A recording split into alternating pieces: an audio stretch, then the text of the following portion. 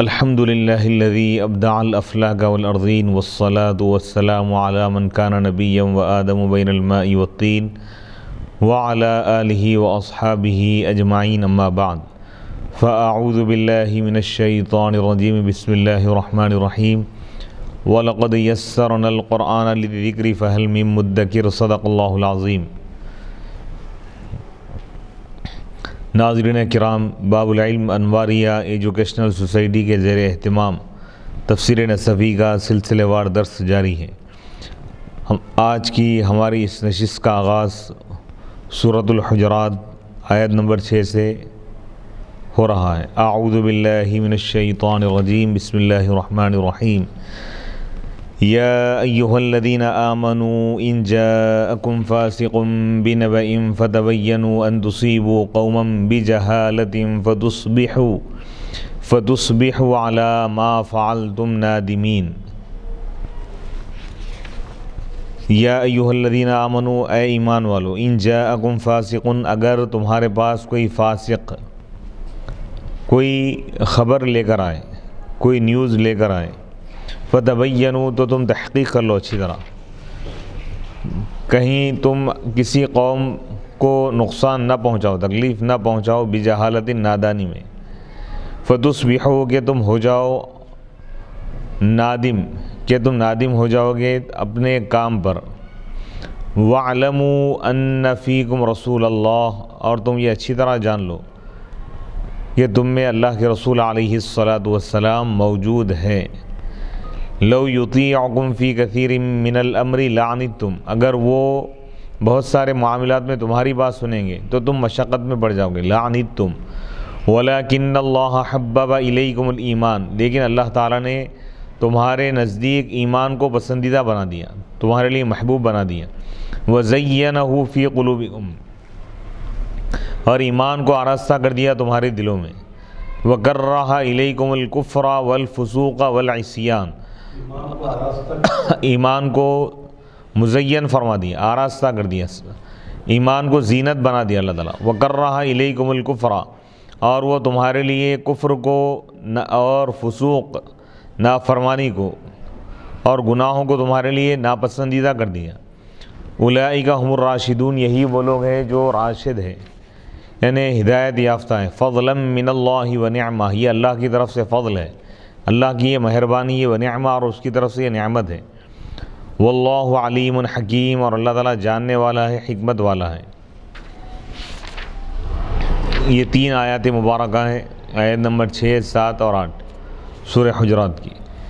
یا ایہا الذین آمنوا ان جاءکم فاسق بنبأ اجمعوا انہا نزلت فی الولید بن عقبہ، یہ آیت مبارکہ، یا ایہا الذین آمنوا ان جاءکم فاسق بنبأ، اے ایمان والو، اگر تمہارے پاس کوئی فاسق گنہگار کوئی خبر لے کر آئے تو تم اس کی خبر پر، اس کی بات پر فوراً یقین نہ کرو بلکہ تحقیق کرو۔ اجمعوا، تمام مفسرین اور علماء کا اس بات پر اتفاق ہے کہ یہ آیت مبارکہ نازل ہوئی ولید بن عقبہ کے بارے میں۔ وقد بعثہ رسول اللہ صلی اللہ علیہ وسلم مصدقا الی بنی المصطلق، وكانت بينه وبينهم إحنة في الجاهلية فلما شارف ديارهم ركبوا مستقبلين إليه فحسبهم مقاتليه فرجع وقال لرسول الله صلى الله عليه وسلم قد ارتدوا ومنعوا الزكاة فبعث خالد بن الوليد فوجدهم يصلون فسلموا الیہ الصدقات فرجع۔ تمام مفسرین اس بات پر متفق ہے کہ یہ آیت مبارکہ نازل ہوئی ولید بن عقبہ کے بارے میں۔ وقد بعث، جبکہ اللہ کے رسول علیہ السلام نے ان کو بھیجا تھا، روانہ فرمایا تھا صدقہ وصول کرنے کے لیے، زکوٰۃ وصول کرنے کے لیے قبیلے بنی مصطلق کے پاس، اور قبیلے بنی مصطلق والوں کے درمیان اور ولید بن عقبہ کے درمیان رنجشیں تھیں جاہلیت میں، یعنی جاہلیت کے دور میں اسلام قبول کرنے سے پہلے اس قبیلے سے ان کی دشمنی تھی یا رنجشیں تھیں، یہ معاملات ذرا صحیح نہیں تھے ان کے۔ فلما شارف، جب یہ زکوٰۃ وصول کرنے کے لیے اس قبیلے میں جب گئے اور ان کے دیار، ان کے گھروں کے جب قریب پہنچے، ان کی آبادی کے، رکیبو، تو وہ لوگ سوار ہو کر آئے ان کی طرف، مستقبلین الیہ، ان کا رخ کرتے ہوئے، یعنی ان کا استقبال کرتے ہوئے. تو لیکن یہ صاحب سمجھے، ولید بن عقبہ یہ سمجھے کہ یہ ان سے جنگ کرنے والے، تو فوراً پلٹ کر واپس آ گئے اور انہوں نے اللہ کے رسول علیہ الصلوۃ والسلام سے کہا کہ یا رسول اللہ، یہ لوگ مرتد ہو گئے، قبیلہ بنی مصطلق والے، اور زکوٰۃ کو روک دی، یعنی زکوٰۃ نہیں دے رہے، لوگ مرتد ہو گئے. فبعث خالد بن الولید، تو فبعث خالد بن الولید، تو اللہ کے رسول علیہ الصلوۃ والسلام حضرت خالد بن ولید رضی اللہ تعالیٰ عنہ کو بھیجے. فوجدہم، تو حضرت خالد بن ولید رضی اللہ تعالیٰ عنہ ان کو پائے نماز پڑھتے ہوئے. معاملہ ویسا نہیں تھا جیسا یہ سمجھے صاحب ولید بن عقبہ، بس وہ صدقات ان کے حوالے کر دی. فرجعت، وہ صدقات زکوٰۃ لے کر اس قبیلے سے حضور کی بارگاہ میں واپس آئے. وفی تنکیر الفاسق، فاسق کو جو نکرہ لائے، ان جاءکم فاسق، کوئی بھی فاسق تمہارے پاس اگر کوئی خبر لے کر آئے، کوئی نیوز لے کر آئے، تو تم تحقیق کر لو پہلے. فی تنکیر الفاسقی والنبئی، فاسق کو بھی نکرہ لائے اور نبأ، یعنی چاہے کسی بھی قسم کا فاسق ہو، چاہے کوئی بھی فاسق ہو، کوئی بھی فاجر ہو، چاہے کوئی بھی نیوز لے کر آئے، کوئی بھی خبر لے کر آئے، تو تم اس کی خبر پر فوراً یقین نہ کرو، عمل نہ کرو، بلکہ تحقیق کر لو پہلے کہ وہ سچا ہے یا جھوٹا ہے، خبر صحیح ہے یا نہیں، پہلے اس کا جائزہ لو. کانہ قال، گویا کہ اللہ تعالیٰ نے فرمایا ای فاسق، ایو فاسق جاءکم بأی نبأ، یعنی کون سا بھی فاسق، کوئی بھی فاسق تمہارے پاس کوئی بھی خبر لے کر آئے تو تم تحقیق کر لو. فتبینوا، فتوقفوا فی، بس تم اس پہ توقف کرو، فوراً اس پر عمل نہ کرو. وتطلبوا بیان الامر، اور تم اس امر، اس معاملے کی وضاحت کو طلب کرو. وانکشاف الحقیقہ، اور حقیقت کے ظاہر ہونے کو تم طلب کرو، حقیقت کے ظہور کو طلب کرو، حقیقت کے اظہار کو طلب کرو. ولا تعتمدوا قول الفاسق، اور فاسق کی بات پر تم بھروسہ نہ کرو. لأن من لا يتحامى جنس الفسوق لا يتحامى الكذب الذي هو نوع منه، کیونکہ جو شخص جنس سے فسوق یعنی گناہوں کی نافرمانی کے جنس سے نہیں بچتا تو وہ اس جھوٹ سے بھی نہیں بچتا جو اس کی قسم ہے گناہ کی. وفی الآیت دلالت قبول خبر الواحد العدلی، اس آیت میں دلالت ہے، یہ آیت دلالت کری ہے اس بات پر کہ ایک آدمی اگر نیک ہو، خبر واحد اگر ایک شخص جو کسی بات کی خبر دے رہا ہے اگر وہ سچا ہے، نیک ہے، تو اس کی بات کو قبول کیا جائے گا. لِأَنَّ لَوْ تَوَقَّفْنَا فِي خَبَرِهِ لَسَوَّيْنَا بَيْنَهُ وَبَيْنَ الْفَاسِقِ، کیونکہ اگر ہم نیک آدمی، اگر ایک آدمی ہے اور وہ نیک ہے، کسی ایک نیک آدمی کی خبر کے بارے میں اگر ہم توقف کریں گے تو ہم اس کے درمیان اور فاسق کے درمیان ہم برابری کریں گے، یعنی دونوں کو برابر کر دی جیسا ہو جائے گا. کیونکہ اللہ تعالیٰ فاسق کے بارے میں فرما رہا ہے کہ فاسق کی خبر، فاسق کی بات پہ تم فوراً بھروسہ مت کرو، اس پہ توقف کرو. تو اس سے خود یہ نتیجہ نکل گیا کہ جو فاسق نہیں ہے، عادل ہے، نیک ہے، نیکوکار اور صالح ہے، تو اس کی بات قبول کی جائے گی. تو خبر واحد حجت ہے، دلیل ہے، معتبر ہے شریعت، بشرطے کہ مخبر، خبر دینے والا اور راوی نیک ہو، عادل ہو. ولا خلا التخصیص به عن الفائدہ، تو یہ فاسق کے ساتھ یہ جو چیز کو خاص کیا گیا ہے وہ تخصیص فائدے سے خالی ہو جائیں گی. والفسوق والخروج من الشیء، فسوق کے معنی ہے کسی چیز سے نکل جانا. یقال فسقت الرطبۃ عن قشرها، یعنی تر کھجور نکل گیا ہے اپنے چھلکے سے. ومن مقلوبۃ فقست البیضۃ اذا کسرتها، فقست البیضۃ اذا کسرتها واخرجت ما فیها. فساقہ ایک ہے، فقاسا اس کے معنی بھی ہے نکالنے کے، توڑنے کے. ومن مقلوبۃ ایضاً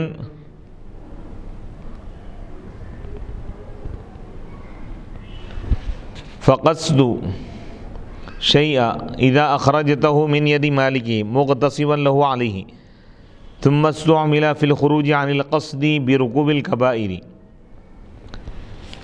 فسوق کے اصل معنی آتے نکل جانا، پھر یہ استعمال ہونے لگا یہ لفظ یہ اعتدال سے ہٹ جانا، کبائر گناہ کبیرہ کا ارتکاب کر کے، یعنی گناہ کرنا، خلاف شریعت کام کرنے کو فسوق اور فسق بھی کہا جاتا ہے۔ فتثبتوا، قرآن مجید کی آیت میں ہے فتبینوا، لیکن حمزہ اور علی یہ دو قاری فتثبتوا پڑھے، یعنی تم ثابت قدم رہو۔ والتثبت والتبین متقاربان، تبین اور تثبت کے معنی ایک ہی ہے، وہما طلب الثبات والبیان، یعنی ثابت قدمی کو طلب کرنا، ثابت قدم رہنا، والبیان اور وضاحت کو طلب کرنا۔ ان تصیبوا قوما، یعنی فاسق و فاجر کی بات پر تم بھروسہ کر کے کوئی قدم نہ اٹھاؤ کہ کہیں تم کسی قوم پر حملہ نہ کر دو، لِأَلَّا تُصِیبُوا، تاکہ تم کسی قوم کو نقصان نہ پہنچاؤ، بجہالت، نادانی کی وجہ سے، یعنی جاہلین بحقیقت الامر، معاملے کی حقیقت سے ناواقف ہوتے ہوئے، وَكُنْهِ الْقِصَّةِ، قصے کی حقیقت سے بے خبر ہونے کی وجہ سے، یعنی کوئی فاسق و فاجر اگر کوئی کسی چیز کے بارے میں خبر دے تو تم اس پر یقین نہ کر لو، بلکہ اس میں غور و فکر کرو، جب تک حقیقت واضح نہ ہو اس پر تم عمل نہ کرو، کیونکہ اگر اس کی بات پہ تم بھروسہ کرو گے اور اس کی بات پہ بھروسہ کرتے ہوئے کسی کو نقصان پہنچا دو گے یا کوئی ایسا کام کرو گے جس کی وجہ سے سامنے والے کو اگر نقصان ہو تو تم گنہگار ہوں گے۔ فتصبحوا، فتصیروا، بس تم ہو جاؤ گے، علی ما فعلتم نادمین، اپنے کیے ہوئے پر نادم اور شرمندہ۔ الندم ضرب من الغم، ایک قسم کا غم ہے یہ ندم، ندامت۔ وہو ان تغتم، اور وہ یہ ہے کہ تم غمزدہ ہو اس چیز پر جو تم سے ہوئی ہے، تتمنا، یہ تمنا کرتے ہوئے کہ یہ چیز واقع نہ ہو تو اچھا تھا۔ وہو غم یصحب الانسان، اور وہ غم ہے جو انسان کو لاحق ہوتا ہے۔ صحبتاً لہا دوام، یعنی ہمیشہ کے لیے غم و لاحق رہتا ہے۔ وَاعْلَمُوا أَنَّ فِيكُمْ رَسُولَ اللَّهِ، اور تم یہ اچھی طرح جان لو کہ تمہارے درمیان اللہ کے رسول علیہ الصلوۃ والسلام موجود ہے۔ فَلَا تَكْذِبُوا، بس تم جھوٹ نہ کہو۔ فَإِنَّ اللَّهَ يُخْبِرُ، کیونکہ اللہ تعالیٰ ان کو خبر دیتا ہے۔ فَيَنْتَهِكُ سِدْرُ الْكَاذِبِ، تو جھوٹے کا پردہ فاش ہو جاتا ہے۔ أَوْ فَارْجِعُوا إِلَيْهِ، یا تم ان کی طرف لوٹ جاؤ۔ أَوْ وَاطْلُبُوا رَأْيَهُ، تم نبی کی رائے طلب کرو۔ ثم قال مستأنفا، پھر اللہ تعالیٰ ارشاد فرمایا، لو یطیعکم فی کثیر من الامر، اگر وہ رسول تمہاری بات سنیں گے بہت سارے معاملات میں تو تم مشقت میں پڑ جاؤ گے۔ لوقعتم فی الجہد، تو تم مشقت میں پڑ جاؤ گے اور ہلاکت میں پڑ جاؤ گے۔ وہذا یدل علی ان بعض المؤمنین زینوا لرسول اللہ صلی اللہ علیہ وسلم الایقاع ببنی المصطلق وتصدیق قول الولید۔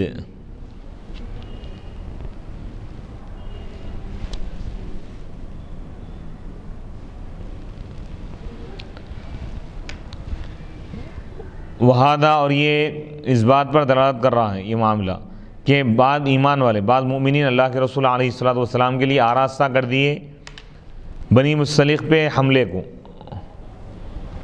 وتصدیق قول الولید، اور یعنی ولید کی بات، وتصدیق قول الولید، ولید بن عقبہ جس کو اللہ کے رسول علیہ الصلوۃ والسلام صدقہ وصول کرنے کے لیے بنی المصطلق کے پاس بھیجے تھے، ان کے درمیان یعنی ان کی بات کو سچا ثابت کرنے کی کوشش کی بعض لوگ۔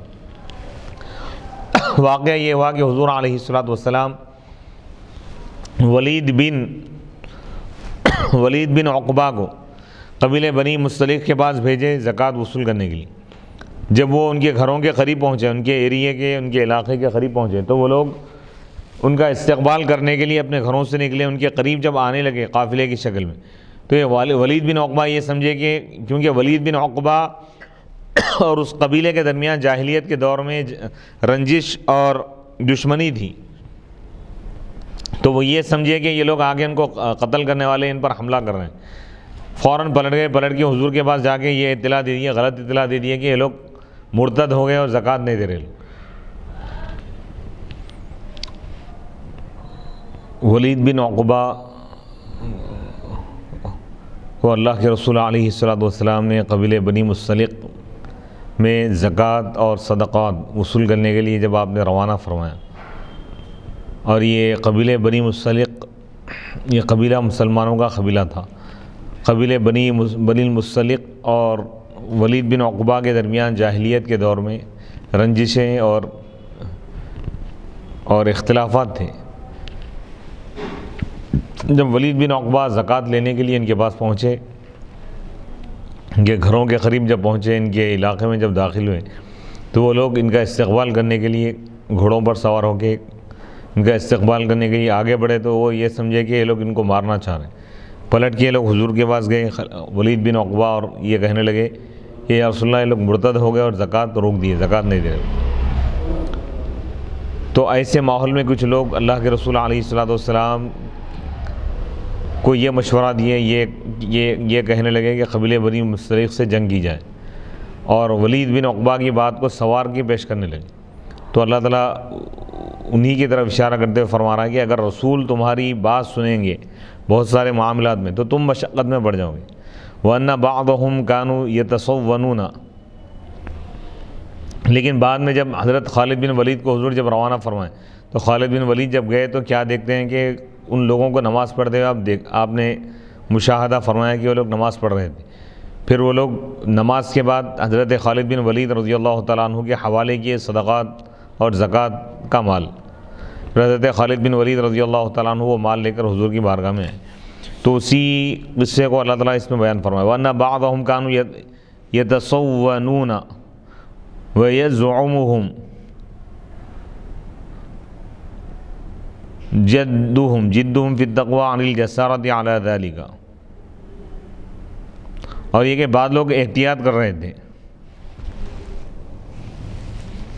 اور ان کی جو کوشش ہے تقوی میں یہ ان کو روک رہی تھی، ان کا تقوی ان کو روک رہا تھا اس قسم کی جسارت سے۔ وَهُمُ الَّذِينَ اسْتَثْنَاهُمْ، اور وہ وہی لوگ ہیں جن کا اللہ تعالیٰ استثناء کیا اپنے اس قول سے۔ وَلَكِنَّ اللَّهَ حَبَّبَ إِلَيْكُمُ الْإِيمَانَ، لیکن اللہ تعالیٰ تمہارے لیے ایمان کو پسندیدہ کر دیا تمہارے پاس۔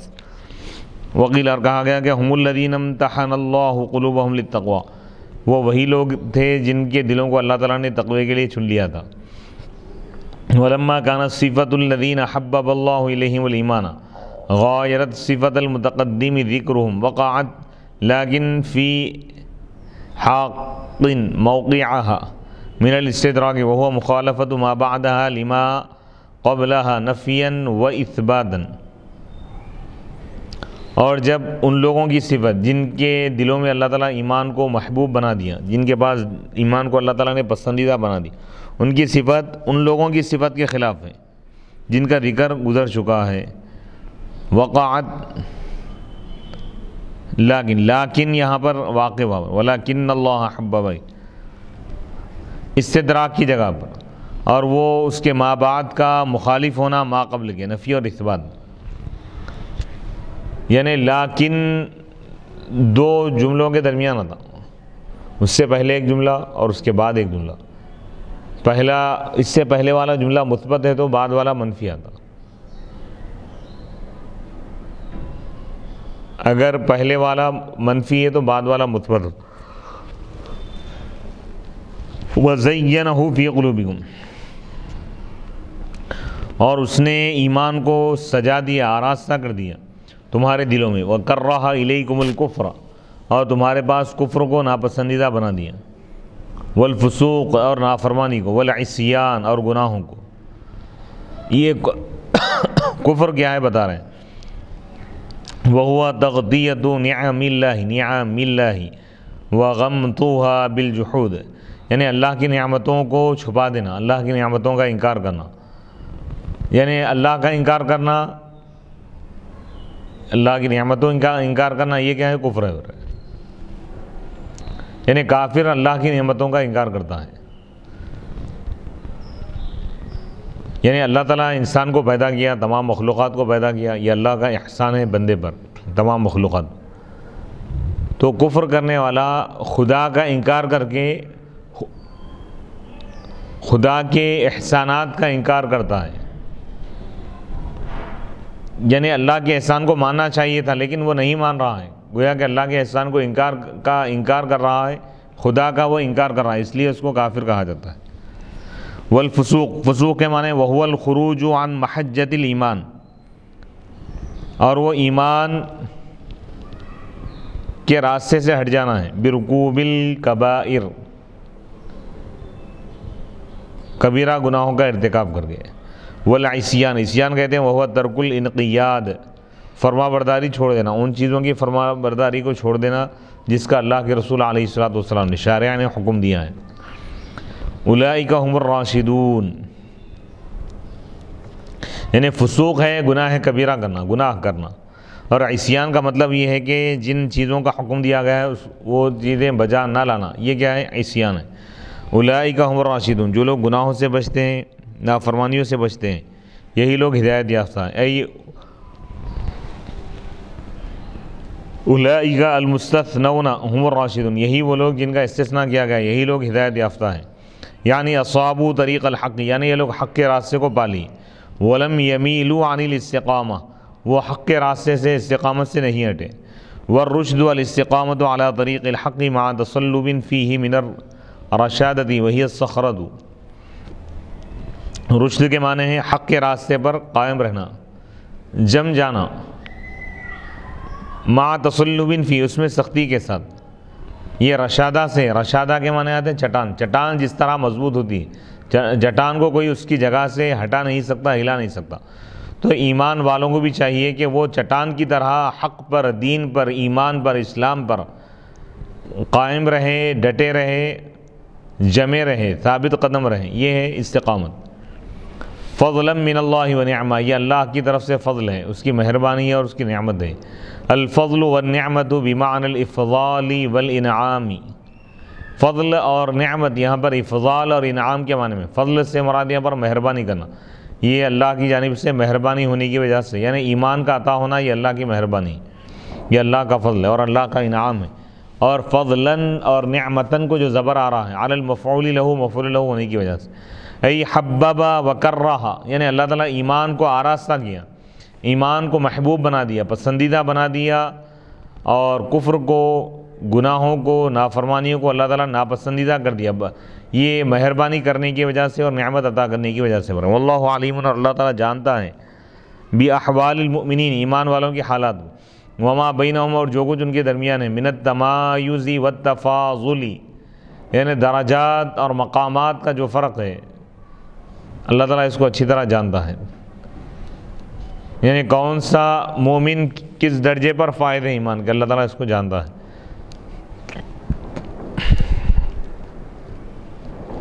حکیم و حکمت والا ہے، حین یفضل وینعم بالتوفیق علی الافاضل، یعنی جس وقت وہ مہربانی فرماتا ہے اور نعمتیں عطا کرتا ہے، توفیق دے کر، علی الافاضل،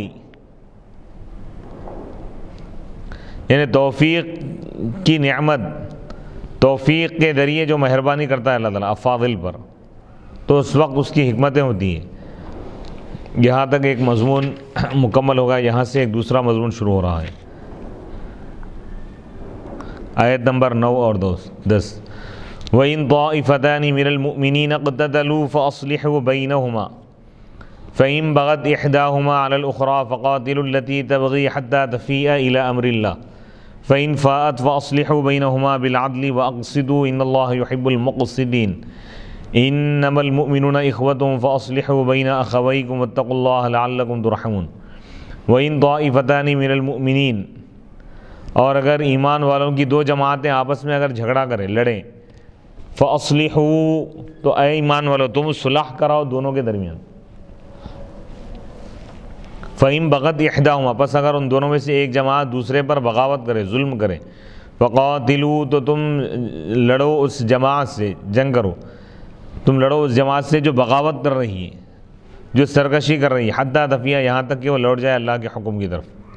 فَإِن فَاءَتْ، اگر وہ اللہ کی حکم کی طرف لوٹ کر آ جائے، توبہ کر لے، فَأَصْلِحُوا بَيْنَهُمَا، تو تم دونوں جماعتوں کے درمیان، مسلمانوں کی دونوں جماعتوں کے درمیان صلح کراؤ، بالعدل، عدل کے ذریعے، انصاف کے ذریعے، وَأَقْسِطُوا، اور تم انصاف سے کام لو، إِنَّ اللَّهَ يُحِبُّ الْمُقْسِطِينَ، بے شک اللہ تعالیٰ انصاف کرنے والوں سے محبت فرماتا ہے۔ انما المؤمنون اخوہ، یقیناً ایمان والے تمام ایمان والے بھائی بھائی ہیں۔ فاصلحوا بین اخویکم، بس تم اپنے دو بھائیوں کے درمیان اصلاح کرو، صلح کا کام کرو، صلح کراؤ، دونوں کو جوڑو۔ واتقوا اللہ، اور تم اللہ سے ڈرو، لعلکم ترحمون، تاکہ تم پر رحم کیا جائے۔ وَإِن طَائِفَتَانِ مِنَ الْمُؤْمِنِينَ اقْتَتَلُوا فَأَصْلِحُوا بَيْنَهُمَا، اور اگر ایمان والوں کی دو جماعتیں جھگڑا کریں آپس میں تو تم صلح کراؤ دونوں کے درمیان۔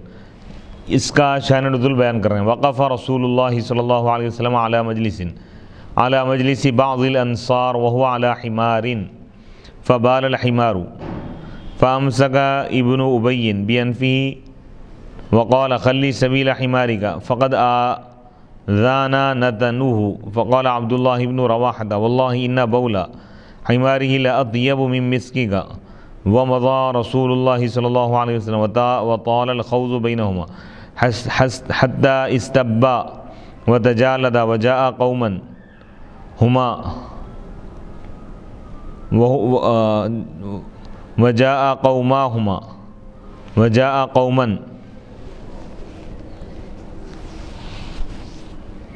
وهما الأوس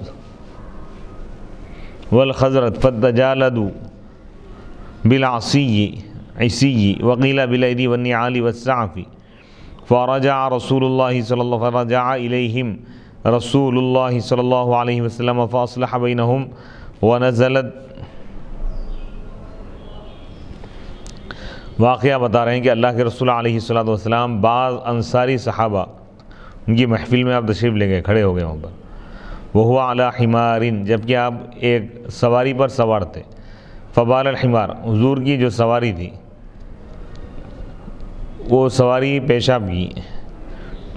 فامسک ابی، یعنی سواری کا جو جانور تھا وہ پیشاب کیا تو ابن ابی جو منافق تھا وہ ابن ابی اپنی ناک پکڑ لیا تھا اور وقال، اور کہا خلی سبیل حمارک، آپ اپنی سواری کے راستے کو چھوڑ دیجئے، یعنی یہاں سے ہٹا دیجئے۔ اللہ کے رسول سے کہنے لگا، یقیناً اس کی بو ہم کو تکلیف پہنچائی۔ تو حضرت عبداللہ بن رواحہ رضی اللہ تعالیٰ عنہ وہاں پر تشریف فرما تھے۔ حضرت عبداللہ بن رواحہ رضی اللہ تعالیٰ عنہ نے فرمایا، واللہ اللہ کی قسم، یقیناً اللہ کے رسول علیہ السلام کی سواری کا پیشاب اے ابن ابی تیرے مشک و عنبر سے زیادہ خوشبودار ہے۔ ومضى رسول اللہ، اور اللہ کے رسول علیہ السلام وہاں سے تشریف لے گئے۔ حضور کے جانے کے بعد ان دونوں کے درمیان بڑی بحث ہوئی، حتی استبا، یہاں تک کہ دونوں ایک دوسرے کو برا بھلا کہنے لگے۔ وہ تجالدا، اور جھگڑا کیے، بحث کی۔ وجاء قومہما،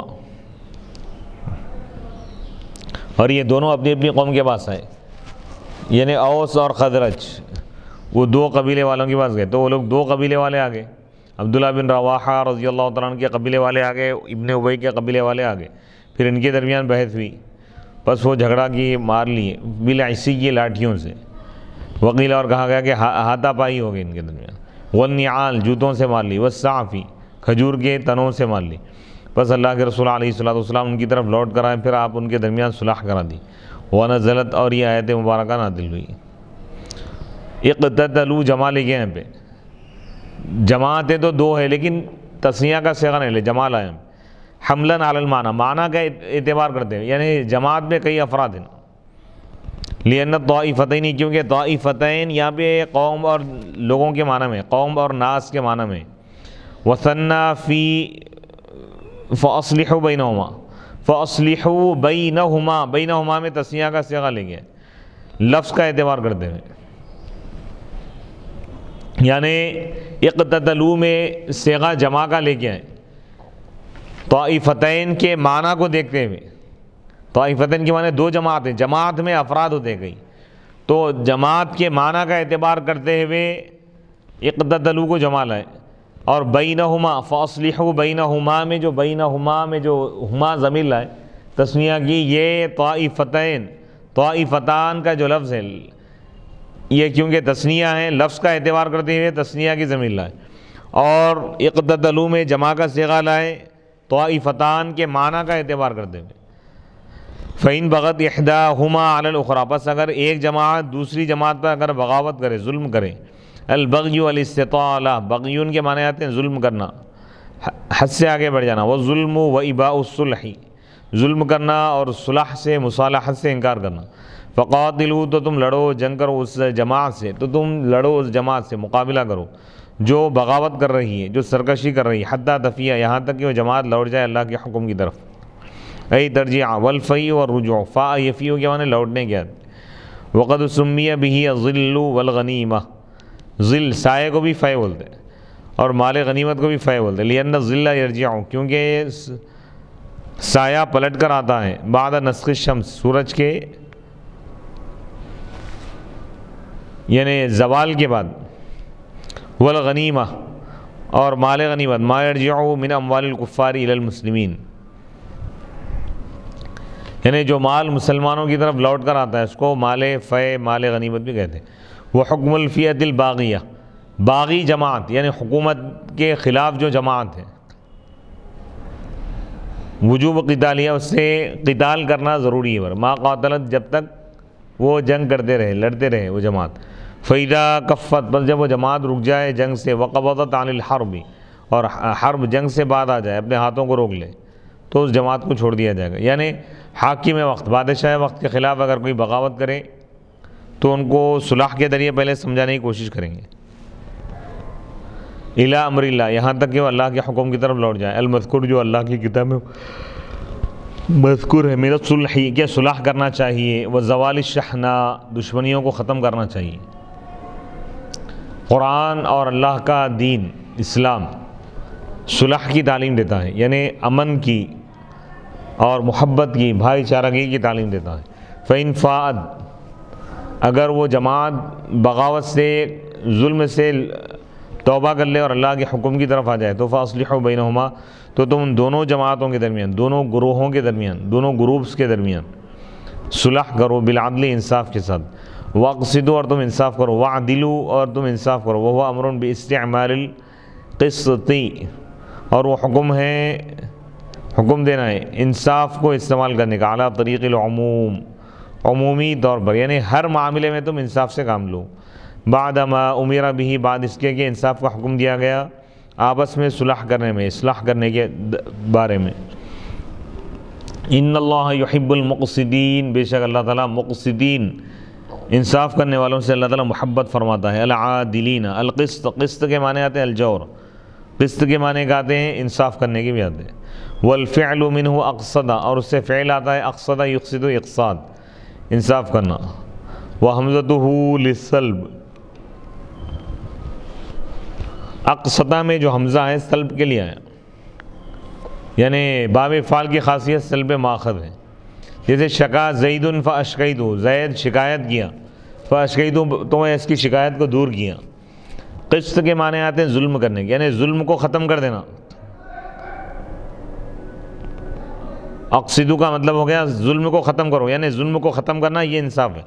وہ ازال القصہ وهو الجور، انما المؤمنون، پھر اس آیت مبارکہ میں اللہ تعالیٰ فرما رہے ہیں کہ ایمان والوں کی شان تو یہ ہے کہ وہ لوگ آپس میں بھائی بھائی ہونا چاہیے، بھائی کی طرح محبت ہونی چاہیے ایمان والوں کے درمیان۔ انما المؤمنون اخوہ، بے شک تمام مؤمنین آپس میں بھائی بھائی ہیں۔ فاصلحوا بین اخویکم، بس تم اپنے بھائیوں کے درمیان اصلاح کرو۔ هذا تقریر لما الزمه من تولی الاصلاح بین من وقعت بینہم المشاقۃ من المؤمنین، یہ ثابت کرنا ہے اس چیز کو جس کو اللہ تعالیٰ نے لازم کیا ہے۔ کیا لازم کیا ہے اللہ تعالیٰ؟ کہ ان لوگوں کے درمیان صلح کرانا چاہیے جن کے درمیان اختلاف واقع ہو گیا، جن ایمان والوں کے درمیان۔ وہ بیان ان الایمان، اور یہ بھی بیان کرنا ہے کہ ایمان قد عقد بین اہلہ، کہ ایمان والوں کے درمیان ایمان جوڑ دیا، من السبب القریب والنسب اللاصق ما ان لم یفضل الاخوہ لم ينقص عنها، یعنی من النسب، سبب قریب اور نسب لاصق سے ان رشتوں کو جوڑ دیا ہے کہ ما ان لم یفضل الاخوہ، یعنی حقیقی اخوت سے زیادہ ایمانی اخوت، ایمانی بھائی چارگی کو اس میں ترجیح دی گئی۔ ثم قد جرت العادة على انه اذا نشب مثل ذلك بين الاخوين ولادا لزم السائر ان يتناهضوا في رفعه وازاحته بالصلح بينهما فالاخوة في الدين احق بذلك۔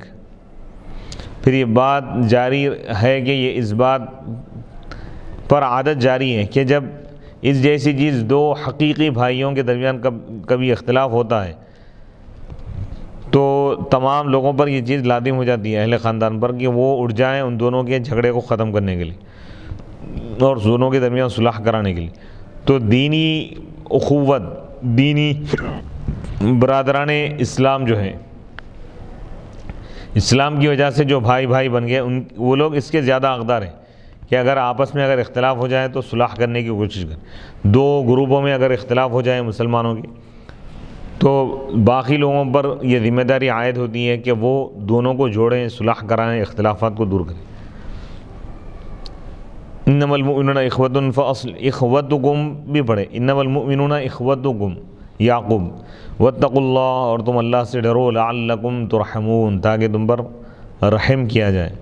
ای واتقوا اللہ، یعنی تم اللہ سے ڈرو، فالتقوی تحملکم، تو تقوی تم کو ابھارے گا، علی التواصل، جوڑنے پر، والائتلاف، اور محبت اور انست پر، مودت پر، دوستی پر، وکان عند فعلکم ذلک وصول رحمت اللہ الیکم مرجوا، اور تمہارے ایسا کام کرنے کے وقت اللہ کی رحمت تمہاری طرف لوٹنے کی امید کی جاتی ہے۔ یعنی تم جب یہ کام کرو گے، ایمان والوں کو جوڑنے کی، انسانیت کو جوڑنے کی جب تم کوشش کرو گے، اس کام کو تم انجام دو گے، تو امید ہے کہ اللہ کی رحمت تمہاری طرف متوجہ ہو جائے۔ والآیۃ تدل علی ان البغی لا یزیل اسم الایمان، اور یہ آیت اس بات پر دلالت کر رہی ہے کہ بغاوت کی وجہ سے کوئی ایمان سے خارج نہیں ہوگا۔ بغاوت کرنا، ظلم کرنا گناہ ہے، گناہ کی وجہ سے، گناہ کبیرہ کرنے کی وجہ سے کوئی مومن کافر نہیں ہوتا، گنہگار ہوگا، توبہ کر لے تو اللہ تعالیٰ اس کے گناہوں کو معاف کریں گے۔ لِأَنَّهُ سَمَّاهُمْ مُؤْمِنِينَ، کیونکہ اللہ تعالیٰ ان کو ایمان والا قرار دیا، مع وجود البغی، بغاوت کے پائے جانے کے باوجود۔ اب یہاں سے ایک نیا مضمون بیان ہو رہا ہے، آیت نمبر 11، اعوذ باللہ من الشیطان الرجیم، بسم اللہ الرحمن الرحیم، یا ایہا الذین آمنوا لا یسخر قوم من قوم عسى ان یکونوا خیرا منہم ولا نساء من نساء عسى ان یکن خیرا منہن ولا تلمزوا انفسکم ولا تنابزوا بالالقاب بئس الاسم الفسوق بعد الایمان ومن لم یتب فاولئک هم الظالمون۔ یا ایہا الذین آمنوا، اے ایمان والو، لا یسخر قوم من قوم، ایک قوم دوسری قوم کا مذاق نہ اڑائے۔ قریب ہے کہ ہو سکتا ہے کہ جن کا مذاق اڑایا جا رہا ہے وہ زیادہ بہتر ہو مذاق اڑانے والوں سے۔ ولا نساء، اور عورتیں عورتوں کا مذاق نہ اڑائیں، ہو سکتا ہے کہ وہ عورتیں جن کا مذاق اڑایا جا رہا ہے وہ ان سے زیادہ بہتر ہو جو مذاق اڑانے والی ہیں۔ ولا تلمیزوا انفسکم، تم اپنے آپ پر عیب نہ لگاؤ، اپنے آپ کو برا بھلا مت کہو۔ ولا تنابزوا بالالقاب، برے القاب سے ایک دوسرے کو نہ پکارو۔ بئس الاسم الفسوق، بس کیا ہی برا نام ہے یہ نافرمانی، نافرمانی کرنا کیا ہی برا ہے یہ، بعد الایمان، ایمان لانے کے بعد۔ ومن لم یتب فاولئک هم الظالمون، بس جو کوئی توبہ نہ کرے، یعنی ایک دوسرے کا مذاق اڑانے سے، لوگوں کا مذاق اڑانے سے، لوگوں کی تحقیر سے، لوگوں کو ذلیل کرنے سے، لوگوں کا مذاق اڑانے سے، لوگوں پر عیب لگانے سے، لوگوں کو برے القاب سے پکارنے سے جو توبہ نہ کریں ان گناہوں سے، تو یہی وہ لوگ ہیں جو ظلم کرنے والے ہیں۔ یا ایہا الذین آمنوا لا یسخر قوم من قوم عسى ان یکونوا خیرا منہم ولا نساء من نساء عسى ان یکن خیرا منہن، القوم والرجال خاصة لأنهم القوام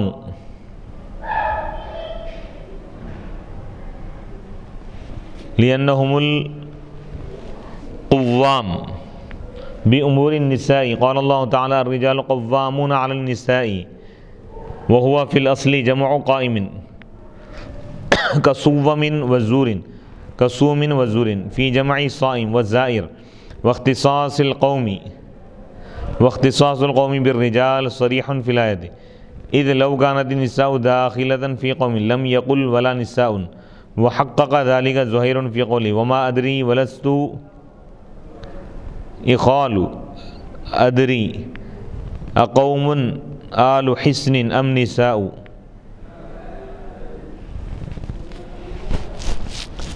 اللہ تعالیٰ اس آیت مبارکہ میں حسن اخلاق کی تعلیم دیتے ہوئے فرما رہا ہے کہ آپس میں ایک دوسرے کا مذاق نہ اڑاؤ، کسی کو برا بھلا نہ کہو، کسی کی غیبت نہ کرو، کسی کو برا بھلا نہ کہو، برے القاب سے نہ پکارو، برا نام نہ رکھو۔ جیسا آج کل معاشرے میں ہم دیکھتے ہیں کہ کسی کا کوئی عیب نظر آتا ہے تو اس عیب کی وجہ سے اس کو ایک لقب دے دیا جاتا ہے۔ کسی کی کوئی کمزوری، کوئی برائی اگر سامنے آ جاتی ہے تو بری فطرت کا انسان یا بدمعاش قسم کے جو لوگ ہوتے ہیں اس کو ایک مسئلہ بناتے ہیں، اس کو لوگوں کے سامنے پھیلاتے ہیں۔ تو لوگوں کے عیوب کو بیان کرنا، لوگوں کے عیوب پہ نظر رکھنا، یہ اسلام میں انتہائی ناپسندیدہ عمل ہے۔ کوئی عیب اگر نظر آ بھی جائے تو اس کو درگزر کرنا چاہیے، اصلاح کی کوشش کرنا چاہیے، لوگوں کے سامنے بیان نہ کریں بلکہ جس کا مسئلہ ہے اس کو تنہائی میں سمجھائیں، اس کی خامی اور اس کی غلطی سے اس کو باخبر کریں، حکمت والے انداز اور نرم لہجے اور نرم انداز میں، دل نشین انداز میں اس کی اصلاح کریں۔ یہ اسلام کا حکم ہے۔ اس کے برخلاف کچھ لوگوں کو ہم دیکھتے ہیں کہ اگر کسی کا عیب نظر آ جاتا ہے، کسی کی کوئی برائی معلوم ہو جاتی، کسی کی کوئی خامی معلوم ہو جاتی ہے تو وہ اصلاح کرنا نہیں چاہتے، بھلائی نہیں چاہتے بلکہ بگاڑ اور فساد پھیلانا چاہتے ہیں کہ اس کے عیب کو، اس کی خامی کو، اس کی برائی کو لوگوں کے سامنے پھیلاتے ہیں، اس کی پیٹھ پیچھے اتنا عام کر دیتے ہیں کہ وہ بدنام ہو جاتا ہے یا لوگ اس کو حقارت کی نظر سے دیکھتے ہیں۔ تو یہ انتہائی بدترین عمل ہے۔ اللہ فرما رہا ہے کہ کسی کا مذاق نہ اڑاؤ۔ ہو سکتا ہے کہ تم جس کا مذاق اڑا رہے ہو اس کے اندر کوئی اور خوبی ہو جو تمہارے اندر موجود نہیں ہے، اور اس خوبی کی وجہ سے وہ اللہ کے پاس زیادہ پسندیدہ ہو، برگزیدہ ہو، تو ایسی صورت میں تم پر وبال آئے گا کہ تم اللہ کے ایک نیک بندے اور اللہ کے محبوب بندے کا تم مذاق اڑا رہے ہو، تو گویا کہ تم اپنی دنیا اور آخرت کو برباد کر رہے ہو۔ تو یہ انتہائی اہم ترین پہلو ہے جس کی طرف اللہ تعالیٰ بندوں کو متوجہ فرمایا کہ اس کی اصلاح کی ضرورت ہے۔ آج موجودہ دور میں تو ہم دیکھ رہے ہیں کہ چھوٹی چھوٹی باتوں کو لوگ اس کی بنیاد پر دوسروں کو ذلیل کرتے ہیں، برا بھلا کہتے ہیں، لوگوں کا مذاق اڑاتے ہیں۔ تو یہ شریعت نے اس سے منع کیا ہے کہ کسی کا مذاق نہ اڑایا جائے۔ اور اسی طرح برے القاب، یعنی کسی کے پیر میں اگر تکلیف ہے اس کو اگر لنگڑا کہہ رہے ہیں، کوئی کسی کی آنکھ میں کچھ کمزوری ہے جس کی وجہ سے اندھا بول رہے ہیں اس کو، یا عینک ہے کسی کو اس کی وجہ سے اندھا بول رہے ہیں، تو یہ معاشرے میں جو مزاج بن گیا ہے، شریعت اس مزاج سے شریعت روکتی ہے، منع کرتی ہے، اور ایمان والوں کو یہ حکم دیتی ہے کہ ایک دوسرے کا احترام کریں، ایک دوسرے کا ادب کریں، ایک دوسرے کی عزت نفس کا خیال رکھیں۔ قوم سے مراد یہاں پر کیا ہے؟ قوم من قوم، قوم کے لفظ سے مرد آدمی مراد ہے، لِأَنَّهُمُ الْقُوَّامُ، کیونکہ یہ لوگ عورتوں کے معاملات، ذمہ داریوں کو انجام دیتے ہیں۔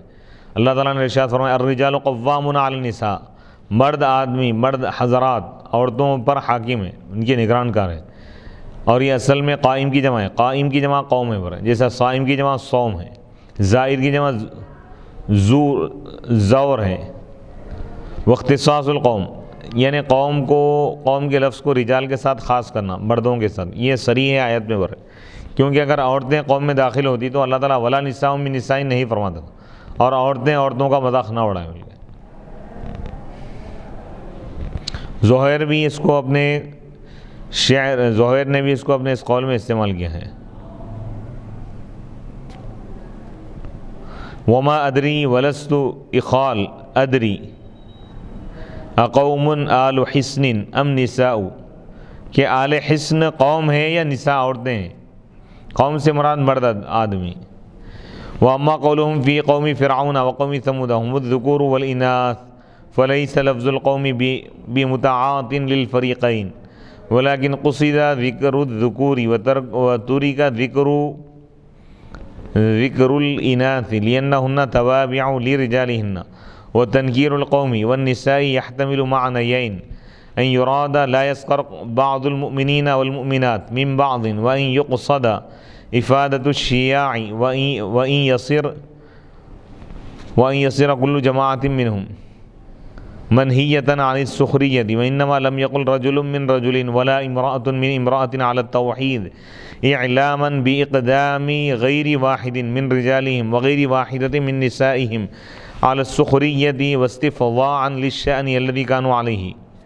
وقوله عسى أن يكونوا خيرا منهم كلام مستأنف ورد مورد جواب المستخبر عن علة النهي وإلا فقد كان حقه أن يوصل بما قبله بالفاء والمعنى وجوب أن يعتقد كل واحد أن المسخور منه ربما كان عند الله خيرا من الساخر إذ لا اطلاع للناس إلا على الظواهر ولا علم لهم بالسرائر والذي يزن عند الله خلوص الضمائر فينبغي ألا يجتري أحد على الاستهزاء بمن تقتحمه عينه إذا رآه رث الحال أو ذا عاهة في بدنه أو غير لبيق في محادثته فلعله أخلص ضميرا وأتقى قلبا ممن هو على ضد صفته فيظلم نفسه بتحقير من وقره الله تعالى.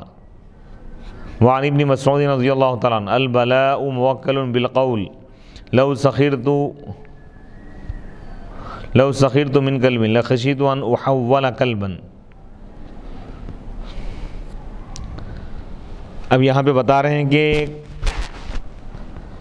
قوم عاد، قوم فرعون جو وہ رہے نا، فرعون کی قوم کا جو لفظ ہے یہ قوم فرعون، تو وہاں پہ مرد عورت دونوں مراد ہے فرعون کی قوم سے. قوم عاد بولے، قوم عاد سے مرد بھی مراد ہے عورت بھی مراد ہے، تو قوم کا لفظ یہاں پر مرد عورت دونوں کے لیے استعمال ہو رہا.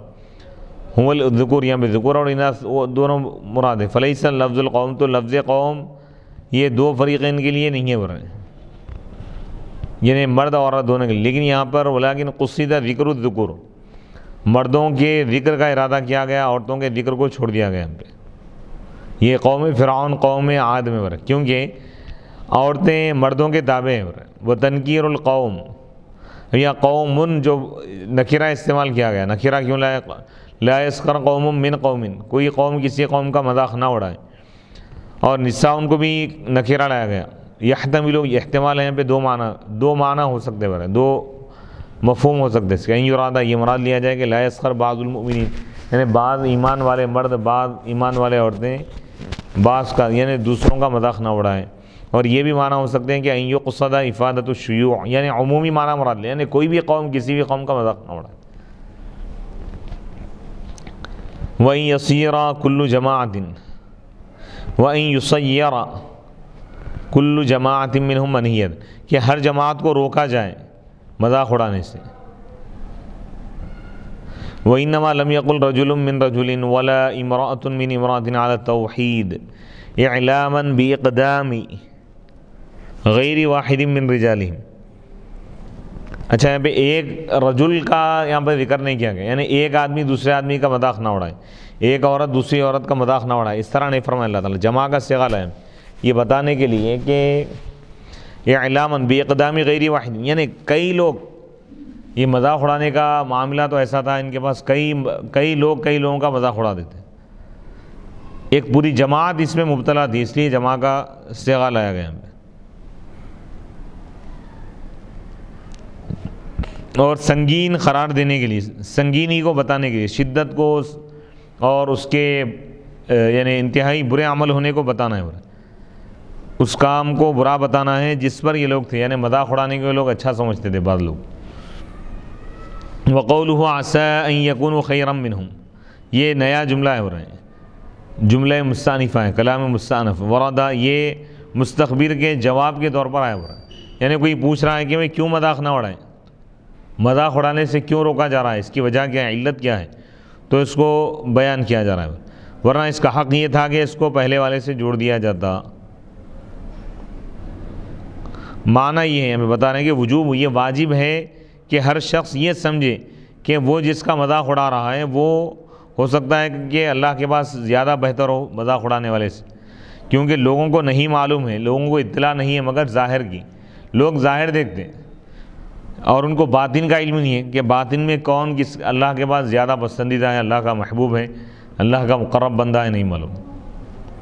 والذی یزن عند اللہ، اور وہ چیز جس کا وزن ہے اللہ کے پاس، کیا ہے وہ چیز؟ خلوص الضمائر، دلوں کی پاکیزگی پر ہے۔ فینبغی، تو مناسب یہ ہے کہ کوئی شخص جرأت نہ کرے، مذاق اڑانے کی جرأت نہ کرے، جسارت نہ کرے، ان لوگوں کا مذاق اڑانے کی جرأت نہ کرے جس کو اس کی آنکھ حقیر سمجھ دی، کیونکہ جب وہ اس کو دیکھتا ہے، یعنی خستہ حالی میں، کوئی خستہ حال نظر آ رہا ہے، پریشان حال، کمزور، لاچار، تو اس کی لاچاری، بے بسی یا دنیاوی یعنی مال و دولت کی قلت، غریبی، اس کی وجہ سے اس کو برا بھلا نہ سمجھے۔ او آہ، یا کسی کو یعنی کسی آفت میں مبتلا دیکھ رہا ہے، یعنی کوئی لنگڑا ہے، کوئی للا ہے، گونگا ہے، اندھا ہے، بہرا ہے، مجبور ہے، لاچار ہے یا بیمار ہے، اس کو دیکھ کے اگر حقیر سمجھ رہا ہے تو اس کے مذاق اڑانے کی جرأت نہ کرے۔ او غیر لبیقن، یا غیر شائستہ اپنی گفتگو میں، فلعلہ، ہو سکتا ہے کہ وہ زیادہ پاکیزہ دل والا ہو، ضمیر یعنی باطن کے اعتبار سے اچھا ہو، وہ اتقا قلباً، اور زیادہ متقی پرہیزگار ہو دل کے اعتبار سے، اس شخص سے جو اس کی صفت کے ضد پر ہے۔ فیظلم ہو، تو ایسی صورت میں اگر وہ مذاق اڑائے گا تو گویا کہ مذاق اڑانے والا اپنے آپ پر ظلم کر رہا ہے، اس شخص کو حقیر قرار دے کر، اس شخص کو حقیر اور معمولی سمجھ کر جس کو اللہ تعالیٰ نے عزت دی ہے۔ وعن ابن مسعود، تو حضرت عبداللہ بن مسعود رضی اللہ تعالیٰ عنہ سے مروی ہے، آپ فرماتے ہیں کہ البلاء موکل بالقول، قول پر، گفتگو پر، کسی کو برا بھلا کہنے پر بلا مقرر ہے، آزمائش ہوتی، یعنی کوئی کسی کو برا بھلا بلا، کسی کے عیب کو دیکھ کر یا کسی کی مصیبت کو دیکھ کر اس کو کچھ بول دیا، نام رکھ دیا اس کو، تو وہ رہیں گے اس کی وجہ سے ان بھی آزمائے جائیں گے۔ کسی کی بیماری کو دیکھ کے اگر مذاق اڑائے، جب دیکھو جب ان بیمار رہتا ہے یا کچھ بھی ایسا، یا کسی کو دیکھ کے بولے کہ اس کو یہ بیماری آ گئی، میرے کو نہیں ہے، ایسا کچھ ایسے الفاظ اگر کوئی کہے سامنے والے کو تکلیف پہنچانے کے لیے، تو حضرت عبداللہ بن مسعود رضی اللہ تعالیٰ عنہ فرما رہے ہیں کہ وہ آزمائش اس کو بھی آ جائے گی۔ تو کسی کو بھی برا بھلا نہیں کہنا چاہیے، کسی کی مصیبت سے خوش نہیں ہونا چاہیے، کسی کو کسی کا کوئی نقص یا کمی یا خامی اگر نظر آئے تو اس کی وجہ سے اس کو حقیر نہیں سمجھنا چاہیے۔ حضرت عبداللہ بن مسعود رضی اللہ تعالیٰ عنہ فرماتے ہیں کہ لو سخرت من کلب، اگر میں کتے کا بھی مذاق اڑاؤں گا تو مجھے اندیشہ ہے، لخشیت، میں ڈرتا ہوں کہ کہیں مجھے کتا نہ بنا دیا جائے۔ اتنے بڑے صحابی رسول حضرت عبداللہ بن مسعود رضی اللہ تعالیٰ عنہ فرما رہے ہیں کہ انسان تو انسان ہے، جانور کا بھی مذاق نہیں اڑانا چاہیے، حقیر نہیں سمجھنا چاہیے۔ ولا تلمیزوا انفسکم، اور تم اپنے آپ پر عیب نہ لگاؤ۔ ولا تطعنوا اہل دینکم، یعنی اپنے مذہب والوں کو تم طعنہ مت دو۔ لمس کے معنی آتے ہیں طعنہ دینا، والضرب باللسان، یعنی زبان سے کسی کو برا بھلا بول رہے ہیں، چھیٹے مار رہے ہیں، یہ چیز بھی شریعت میں انتہائی ناپسندیدہ چیز ہے۔ سامنے والے کو کسی چیز سے اگر تکلیف ہو رہی ہے تو ایسی بات نہیں کہنا چاہیے۔ ولا تلمزوا، یعقوب اور سہل نصرہ سے ہی پڑھیں۔ والمؤمنون كنفس واحدہ، تمام ایمان والے ایک ہی نفس کی طرح ہیں۔ فإذا عاب المؤمن والمؤمنہ، بس جب ایک ایمان والا دوسرے ایمان والے پر عیب لگائے تو گویا کہ وہ اپنے آپ پر عیب لگایا۔ وقیل معنی، اور کہا گیا کہ اس کے معنی یہ ہے لا تفعلوا، تم ایسا کام نہ کرو جس کی وجہ سے تم پر عیب لگ جائے۔ لأن من فعل ما استحق به اللمز، ما استحق به اللمز، کیونکہ جو شخص وہ کام کرتا ہے جس سے وہ عیب کا مستحق ہو جاتا ہے تو گویا کہ وہ اپنے آپ پر عیب لگا دیا حقیقت میں۔ ولا تنابزوا بالالقاب، اور ایک دوسرے کو برے القاب سے یاد نہ کرو۔ التنابز بالالقاب التداعی بها، یعنی برے القاب سے پکارنا، یعنی کسی کے پیر میں تکلیف ہے، چلنے میں اگر اس کو تکلیف ہو رہی تو اس کو بولیں کہ لنگڑا ہے، کسی کا ہاتھ ٹوٹا ہوا ہے تو معذور بول کے اس کو پکارنا، کسی کی ناک دبی ہے تو اس کو نکٹا بول دے رہے، کسی کی آنکھ میں کچھ اگر فالٹ ہے یا عینک والا ہے اس کو دیکھ کے بڑا اندھا ہے، تو اس قسم کے القاب سے نواز دینا یا ایسے القاب لوگوں کا نام رکھ دینا تو یہ انتہائی ناپسندیدہ عمل ہے. شریعت سختی سے روک رہی ہے، منع کر رہی ہے. کسی کا لقب مت رکھو، یعنی برے القاب سے یاد مت کرو.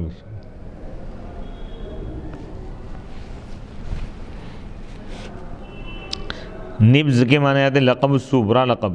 والتلقیب والمنہی عنہ هو ما يتداخل المدعو به کراہۃ لکونہ تقصیرا به وذما له.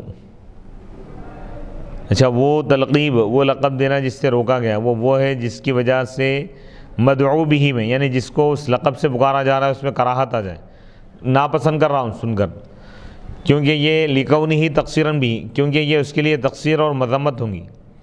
فاما ما یحب، یعنی اب رہا وہ لقب جس کو وہ پسند کرتا ہے تو اس میں کوئی حرج نہیں ہے. کسی کو اچھے القاب سے پکارا ہے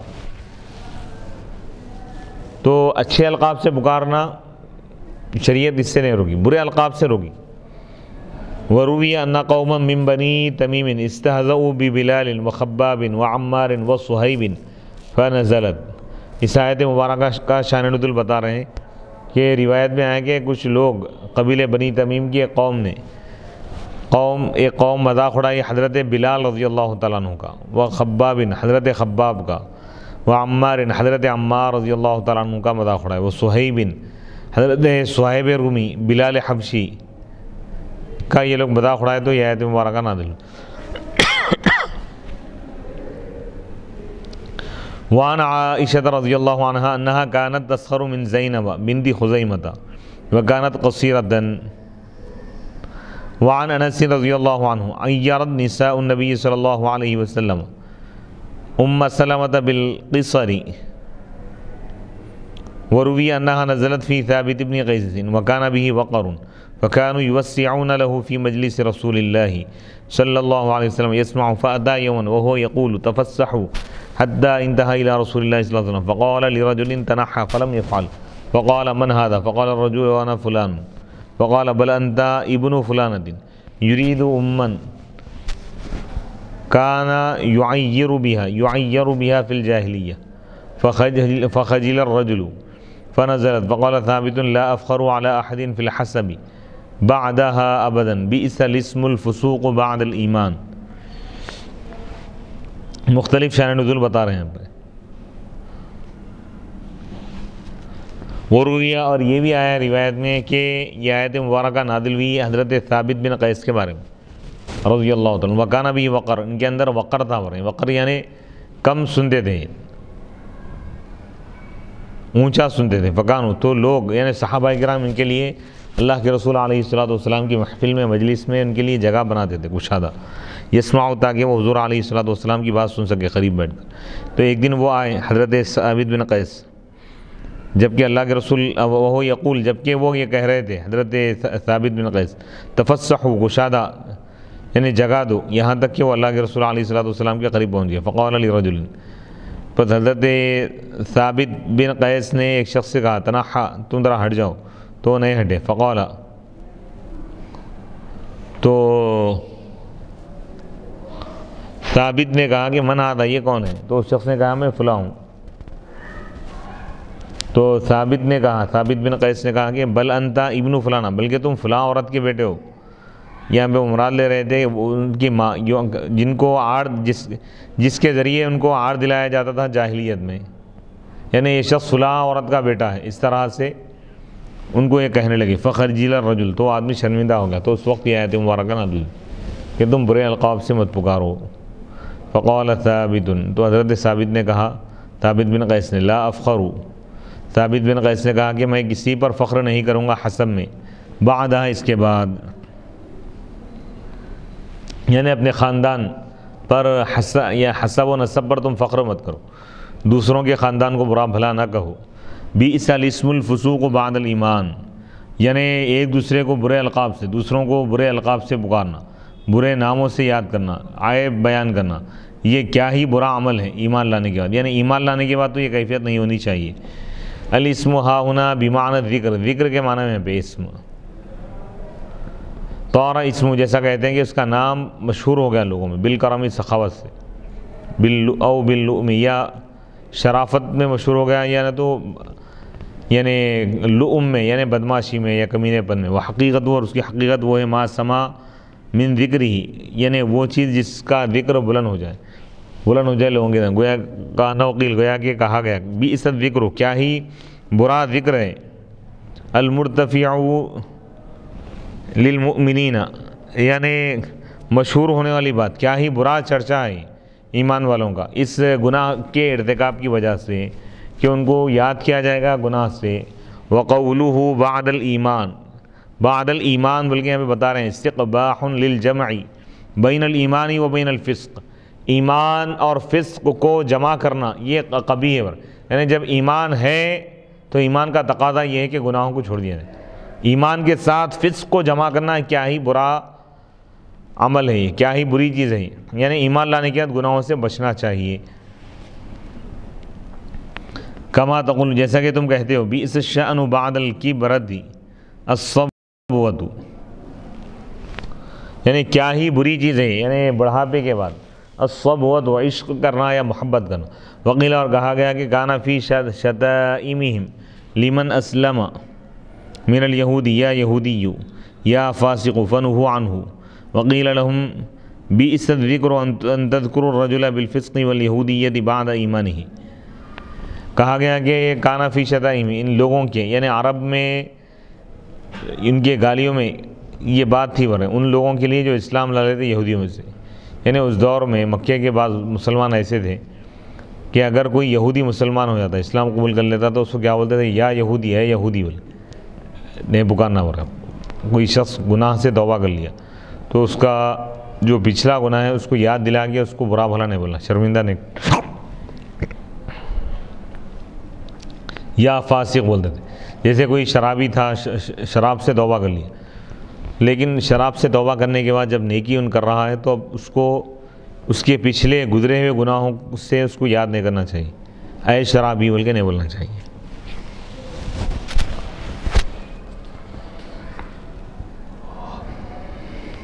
فنہوا عنہ، پس ان کو روکا گیا اس سے، یعنی کسی کے پچھلے گناہوں کو یاد کر کے یا یاد دلا کے اس کو عار نہ دلایا جائے، اس کو شرمندہ نہ کیا جائے، اور برے القاب سے اس کو یاد نہ کیا جائے، برے القاب سے، برے الفاظ سے یا برے ناموں سے اس کو پکارا نہ جائے، اس سے شریعت روکتی ہے۔ وقیل لہم، اور ان سے کہا گیا بئس الذکر، کیا ہی برا ذکر ہے کہ تم ذکر کرو کسی آدمی کو فسق کے ساتھ، والیہودیت، یہودیت کے ساتھ، اس کے ایمان لانے کے بعد، یعنی ایمان لانے کے بعد بھی تم اس کو یہودی کہہ رہے ہو، گناہوں سے توبہ کرنے کے باوجود بھی تم اس کو فاسق کہہ کے پکار رہے ہو، تو یہ کیا ہی برا یاد کرنا ہے، اور یعنی ایسا ذکر مت کرو، ذکر خیر کرو، ذکر شر نہیں۔ وَمَن لَّمْ يَتُبْ عَمَّا نُهِیَ عَنْهُ، اور جو شخص توبہ نہ کرے اس چیز سے جس سے اس کو روکا گیا ہے، فَأُولَٰئِکَ هُمُ الظَّالِمُونَ، تو یہی لوگ حقیقت میں ظالم ہیں۔ وحیدہ وجمع للفظ من ومعنہ، ومن لم یتب، یتب کا جو لفظ ہے یہ صیغہ واحد لایا گیا، من کے لفظ کا اعتبار کرتے ہو، من لفظ کے اعتبار سے واحد ہے، اور اولئک اور ہم اور الظالمون کو جو جمال ہے، اس میں اشارہ جمال ہے، ضمیر جمال ہے، اور یہ صیغہ جو ہے الظالمون اسم فاعل کا جمال ہے، تو من کے معنی کا اعتبار کرتے ہیں، یعنی جو بھی توبہ نہیں کرے گا وہ ظالم ہے۔ تو یہاں تک اللہ سبحانہ و تعالیٰ ان آیات میں ایک دوسرے کا مذاق اڑانے سے اللہ تعالیٰ منع فرمایا، سختی سے منع کیا، اور تحقیر کرنے سے بھی اللہ تعالیٰ منع فرمایا، کسی کو حقیر نہ سمجھو، معمولی نہ سمجھو، ہر ایک کو اپنے سے بہتر سمجھو۔ پھر اس کے بعد برے القاب، برے ناموں سے کسی کو مت پکارو، کسی کا نام نہ رکھو۔ اس کے بعد اللہ تعالیٰ حسن اخلاق کی تعلیم دیتے ہوئے اللہ تعالیٰ فرما رہا ہے کہ یا ایھا الذین آمنوا اجتنبوا کثیرا من الظن، اے ایمان والو تم بہت زیادہ گمان کرنے سے بچو، ان بعض الظن اثم، بے شک کچھ گمان گناہ بھی ہوتے ہیں میرے، ولا تجسسوا، اور تم تجسس نہ کرو، یعنی کسی کی تحقیق میں ٹوہ میں نہ لگ جاؤ کہ کون کیا کر رہا ہے، اس چیز میں مت جاؤ، ولا یغتب بعضکم بعضا، ایک دوسرے کی غیبت نہ کرو، ایحب احدکم ان یأکل لحم اخیہ میتا فکرہتموہ واتقوا اللہ ان اللہ تواب رحیم۔ کیا تم میں سے کوئی شخص اس بات کو پسند کرتا ہے کہ وہ اپنے مردار بھائی کا گوشت کھائے، بس تم اس کو ناپسند کرو گے؟ واتقوا اللہ، یعنی جب تم اپنے مردار بھائی کے گوشت کھانے کو ناپسند کرتے ہو تو تم اس کی غیبت کو بھی ناپسند کرو، اس کی برائی بھی نہ کرو۔ یعنی غیبت کرنا گویا کہ ایسا ہے مردار بھائی کے، اس شخص کے گوشت کھانے کے برابر ہے۔ واتقوا اللہ، اور تم اللہ سے ڈرو، ان اللہ تواب الرحیم، بے شک اللہ تعالیٰ خوب توبہ کو قبول کرنے والا، خوب رحم فرمانے والا ہے۔ تو اس آیت مبارکہ میں بھی 3 چیزیں بتائی گئی ہیں اخلاقیات میں۔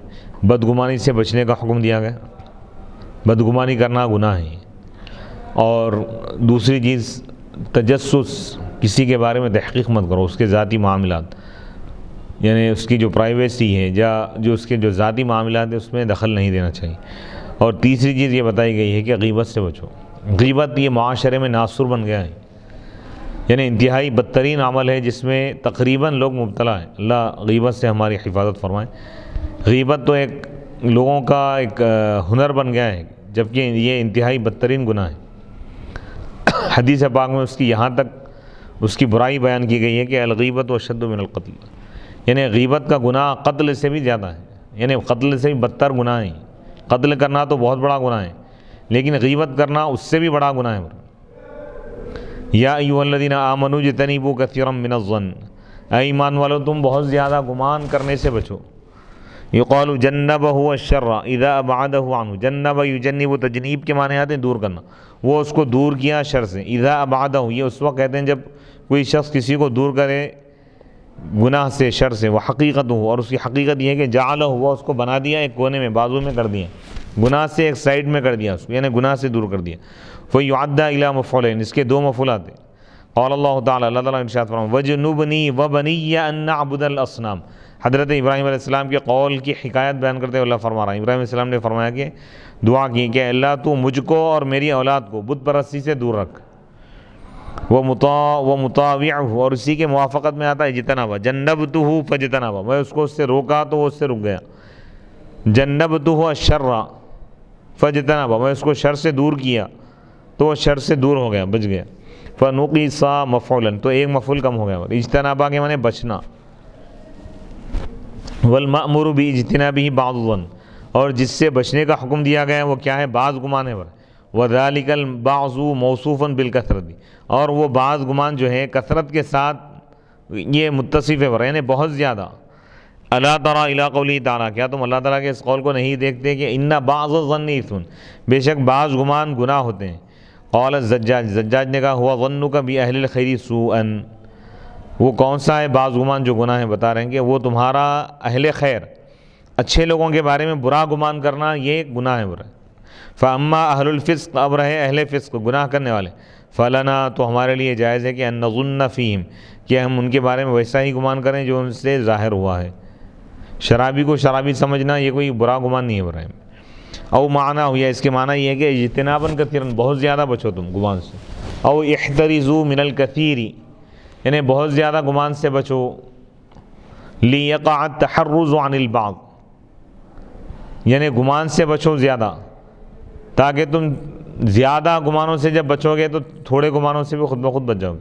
اور اسم کہتے ہیں الذنب الذی یستحق صاحبہ العقاب، اسم اس گناہ کو کہتے ہیں جس کا کرنے والا، جس گناہ کا مرتکب سزا کا مستحق ہوتا ہے، یعنی گناہ کبیرہ اس میں۔ ومنہ قیل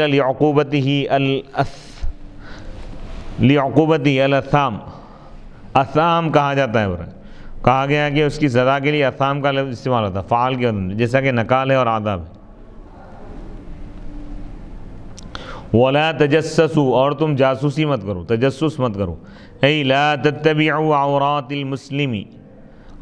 المسلمین ومعایبہم، یعنی تم مسلمانوں کی چھپی ہوئی ڈھکی ہوئی چیزوں کو تلاش نہ کرو، ان کے عیوب کو، ان کے پرائیویسی کو تم ختم نہ کرو، اور ان کے عیبوں کو تم تلاش نہ کرو۔ یقال، کہا جاتا ہے تجسس الامر اذا تطلبہ وبحث عنہ، تفعل من الجس، جسن سے، جسن کے معنی ٹٹولنا، کسی چیز کو تلاش کرنا، کسی چیز کی تحقیق کرنا۔ وعن مجاہد، مجاہد سے مروی ہے کہ خذوا ما ظہر، جو چیز ظاہر ہے وہ تم اختیار کر لو، ودعوا ما ستر اللہ، اس چیز کو چھوڑ دو جو اللہ تعالیٰ چھپا دیا ہے۔ وقال سہل، حضرت سہل نے کہا لا تبحثوا عن طلب معایب ما ستر اللہ ما سترہ اللہ علی عبادہ، تم تلاش نہ کرو ان چیزوں کے عیب کو، ان چیزوں کے ان عیوب کو تلاش کرنے کی تم جستجو نہ رکھو جو اللہ تعالیٰ چھپا دیا اپنے بندوں پر۔ اللہ تعالیٰ جن چیزوں کی پردہ پوشی فرمائے ان پردوں کو اٹھانے کی کوشش مت کرو۔ ولا یغتب، تو اس آیت سے معلوم یہ ہوا کہ اگر کسی کا کوئی گناہ معلوم ہو جائے، عیب معلوم ہو جائے، تو ایمانداری اور اخلاق کا تقاضا یہ ہے کہ اس کو پھیلایا نہ جائے بلکہ اس کو چھپایا جائے۔ جب اللہ تعالیٰ راز میں رکھا ہے، اللہ تعالیٰ اس کو پردے میں رکھا ہے، تو اس پردے کو فاش کرنا یہ اللہ کو ناپسند نہیں۔ ولا یغتب بعضکم بعضا، اور تم ایک دوسرے کی غیبت نہ کرو۔ الغیبۃ الذکر بالعیب فی ظاہر الغیب، یعنی کسی کا عیب بیان کرنا اس کی پیٹھ پیچھے، اس کی پیٹھ کے پیچھے۔ سامنے اگر عیب بیان کر رہا ہے تو یہ غیبت میں نہیں آئے گا۔ جس کا عیب بیان کر رہا ہے وہ موجود نہیں ہے، اس کی غیر موجودگی میں ایسی بات کہنا کہ اگر وہ بات اس کے سامنے پیش کی جائے، کہی جائے تو وہ اس کو ناپسند کرے، تو اس کو غیبت کہتے ہیں۔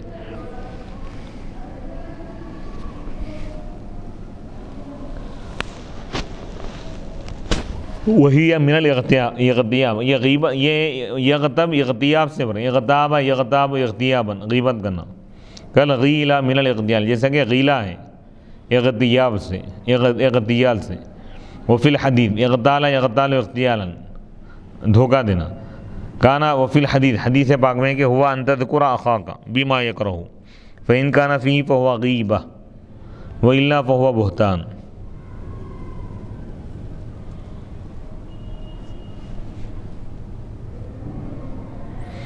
حدیث میں غیبت کیا ہے؟ غیبت کی تعریف کرتے فرما رہے ہیں کہ اللہ کے رسول علیہ الصلوۃ والسلام نے ارشاد فرمایا غیبت یہ ہے کہ تم اپنے بھائی کا ذکر کرو اس چیز کے ساتھ جس کو وہ ناپسند کرتا ہے۔ فإن کان فیہ، اگر اس میں وہ چیز ہے تو وہ غیبت ہے، اگر اس میں وہ چیز نہیں ہے تو وہ بہتان ہے۔ صحابہ کرام رضی اللہ تعالیٰ عنہ نے عرض کیا کہ یا رسول اللہ غیبت کیا ہے؟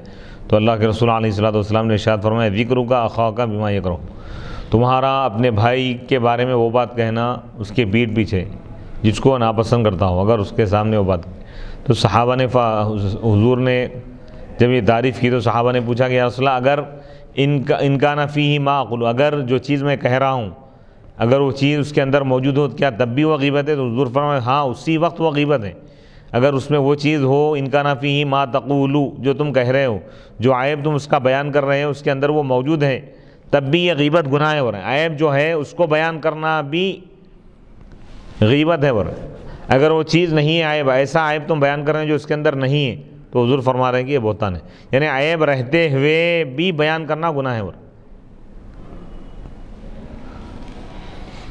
تو غیبت کی تعریف بیان کی گئی۔ وان ابن عباس، حضرت عبداللہ بن عباس رضی اللہ تعالیٰ عنہ سے مروی الغیبت ادام کلاب الناس، غیبت لوگوں میں جو کتے ہیں، کتے قسم کے جو لوگ ہیں، یہ ان کا سالن ہے۔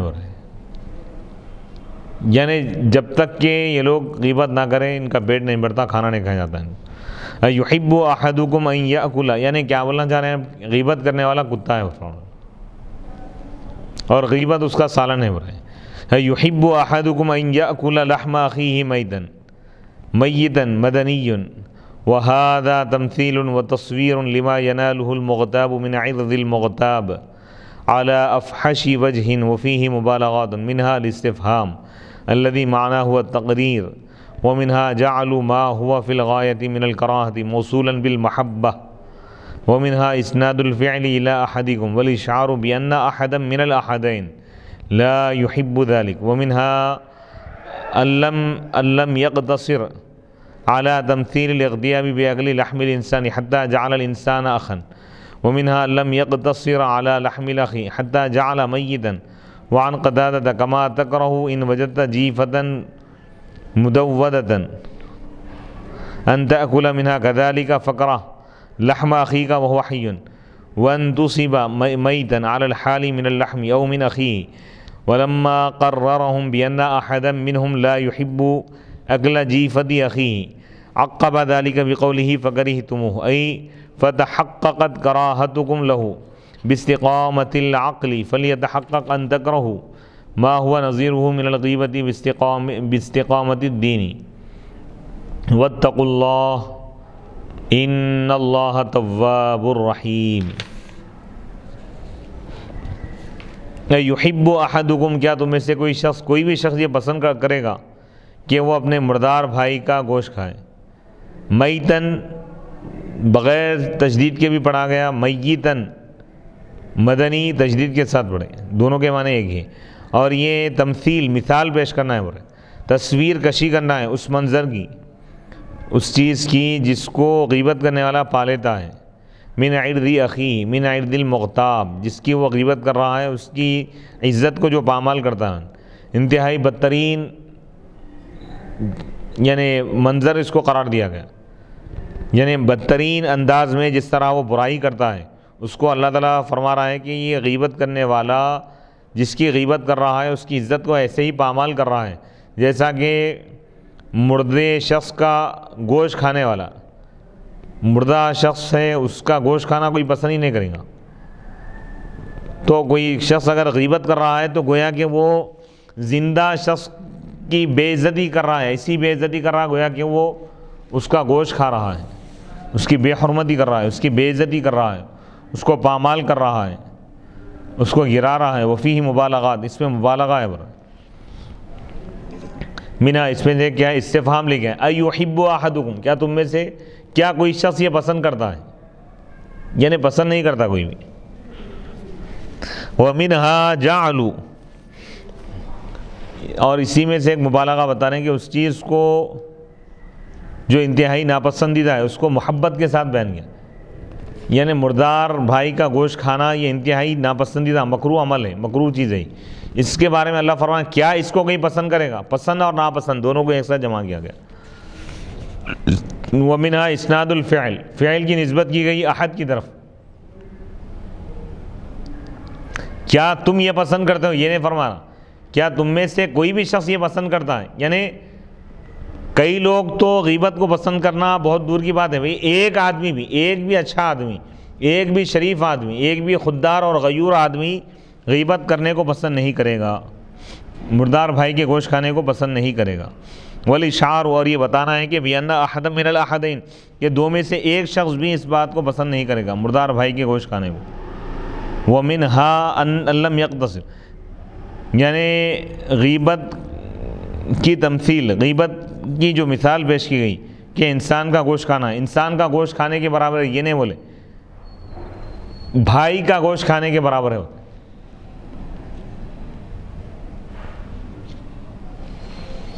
ومنہا،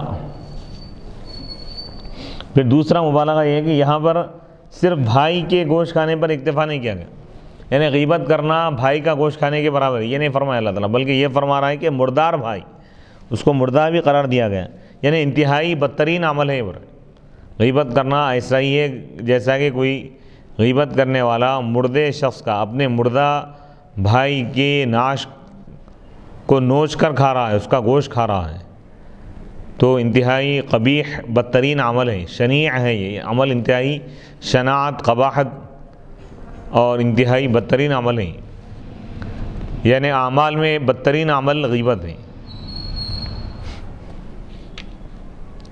وعن قتادہ، حضرت قتادہ سے مروی ہے، کما تکرہو، فرماتے ہیں کہ جیسا تم یہ پسند کرتے ہو، اگر تم کسی مردہ کیڑے کو اگر پاؤ کہ تم اس میں سے اس طرح کھاؤ، تو تم یعنی مردہ کیڑے کو کھانا تم جب پسند نہیں کرتے تو تم اسی طرح ناپسند کرو اپنے بھائی کے گوشت کھانے کو، گوشت کو ناپسند کرو جبکہ وہ زندہ ہو۔ اور یہ میتن کو جو نسب آیا حال کی بنیاد پر، اس حال میں کہ وہ مردہ ہے، یہ حال ہے یا تو لحم سے، اس حال میں کہ وہ گوشت مردہ ہے، یا اس حال میں کہ وہ بھائی مردہ ہے، اخی سے حال ہو رہا یا لحم سے حال ہو رہا، لحم ذو الحال میتن حال ہے، یا اخی ذو الحال میتن حال ہے۔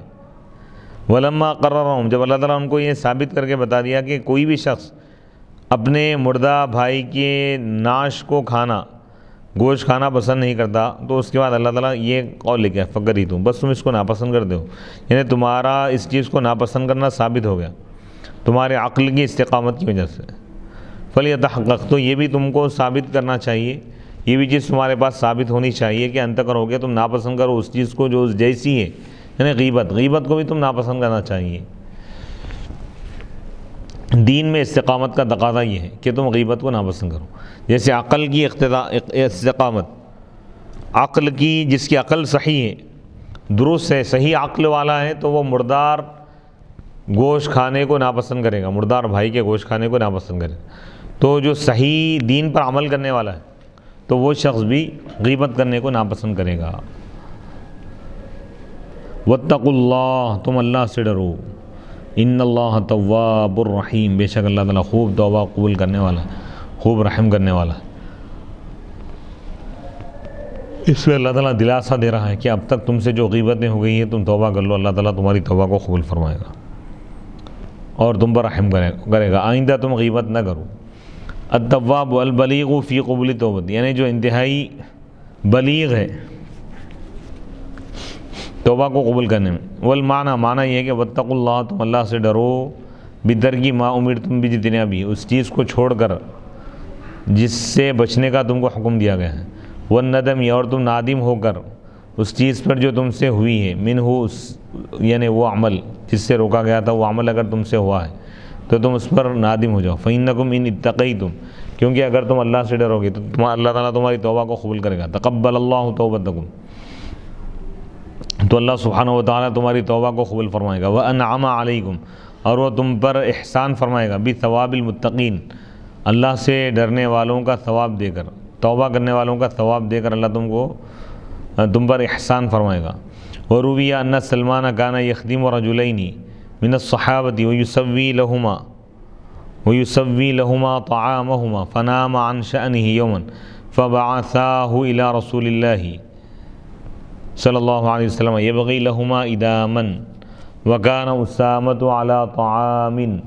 علی طعام رسول اللہ صلی اللہ علیہ وسلم فقال ما عندی شیء فأخبرهما سلمان فقال لو بعثناه إلى بئر سميحة لغار ماؤها فلما جاء إلى رسول الله صلى الله عليه وسلم قال لهما ما لي أرى خضرة اللحم في أفواهكما فقال ما تناولنا لحما فقال إنكما قد اغتبتما ومن اغتاب مسلما فقد أكل لحمه ثم قرأ الآية وقيل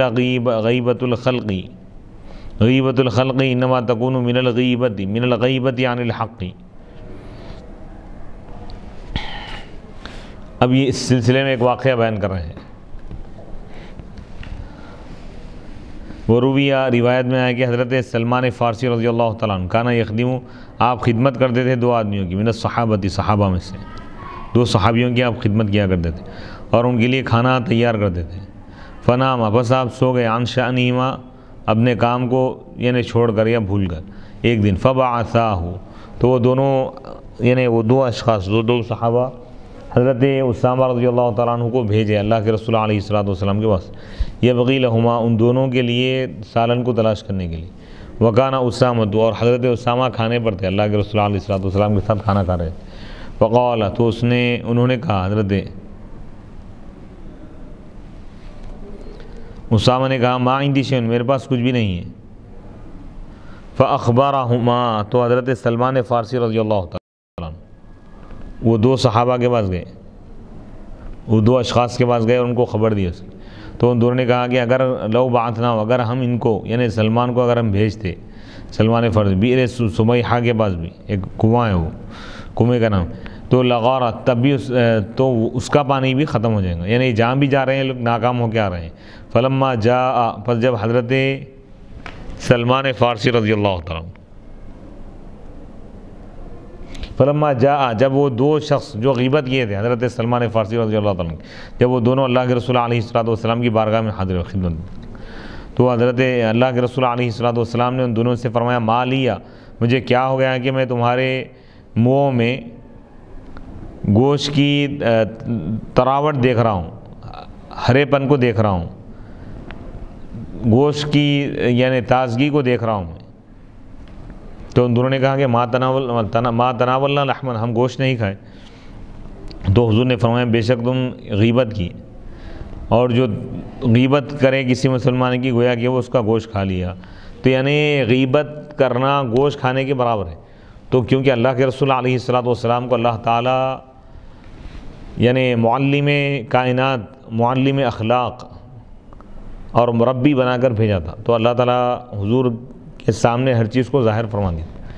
گناہوں کے اور نیکیوں کے صورتیں بھی آپ کو نظر آتی تھیں، یعنی نیک عمل کس صورت میں قیامت کے دن ظاہر ہوگا، اور گناہ کی کیا صورتیں اور اشکال ہوں گی، وہ بھی اللہ کے رسول علیہ الصلوۃ والسلام کے سامنے ظاہر کر دی گئی. تو یہ لوگ جو غیبت کر کے آئے تھے، تو اس کی وجہ سے حضور علیہ الصلوۃ والسلام ان کے منہ میں دیکھ رہے تھے کہ گوشت کا اثر دکھ رہا تھا.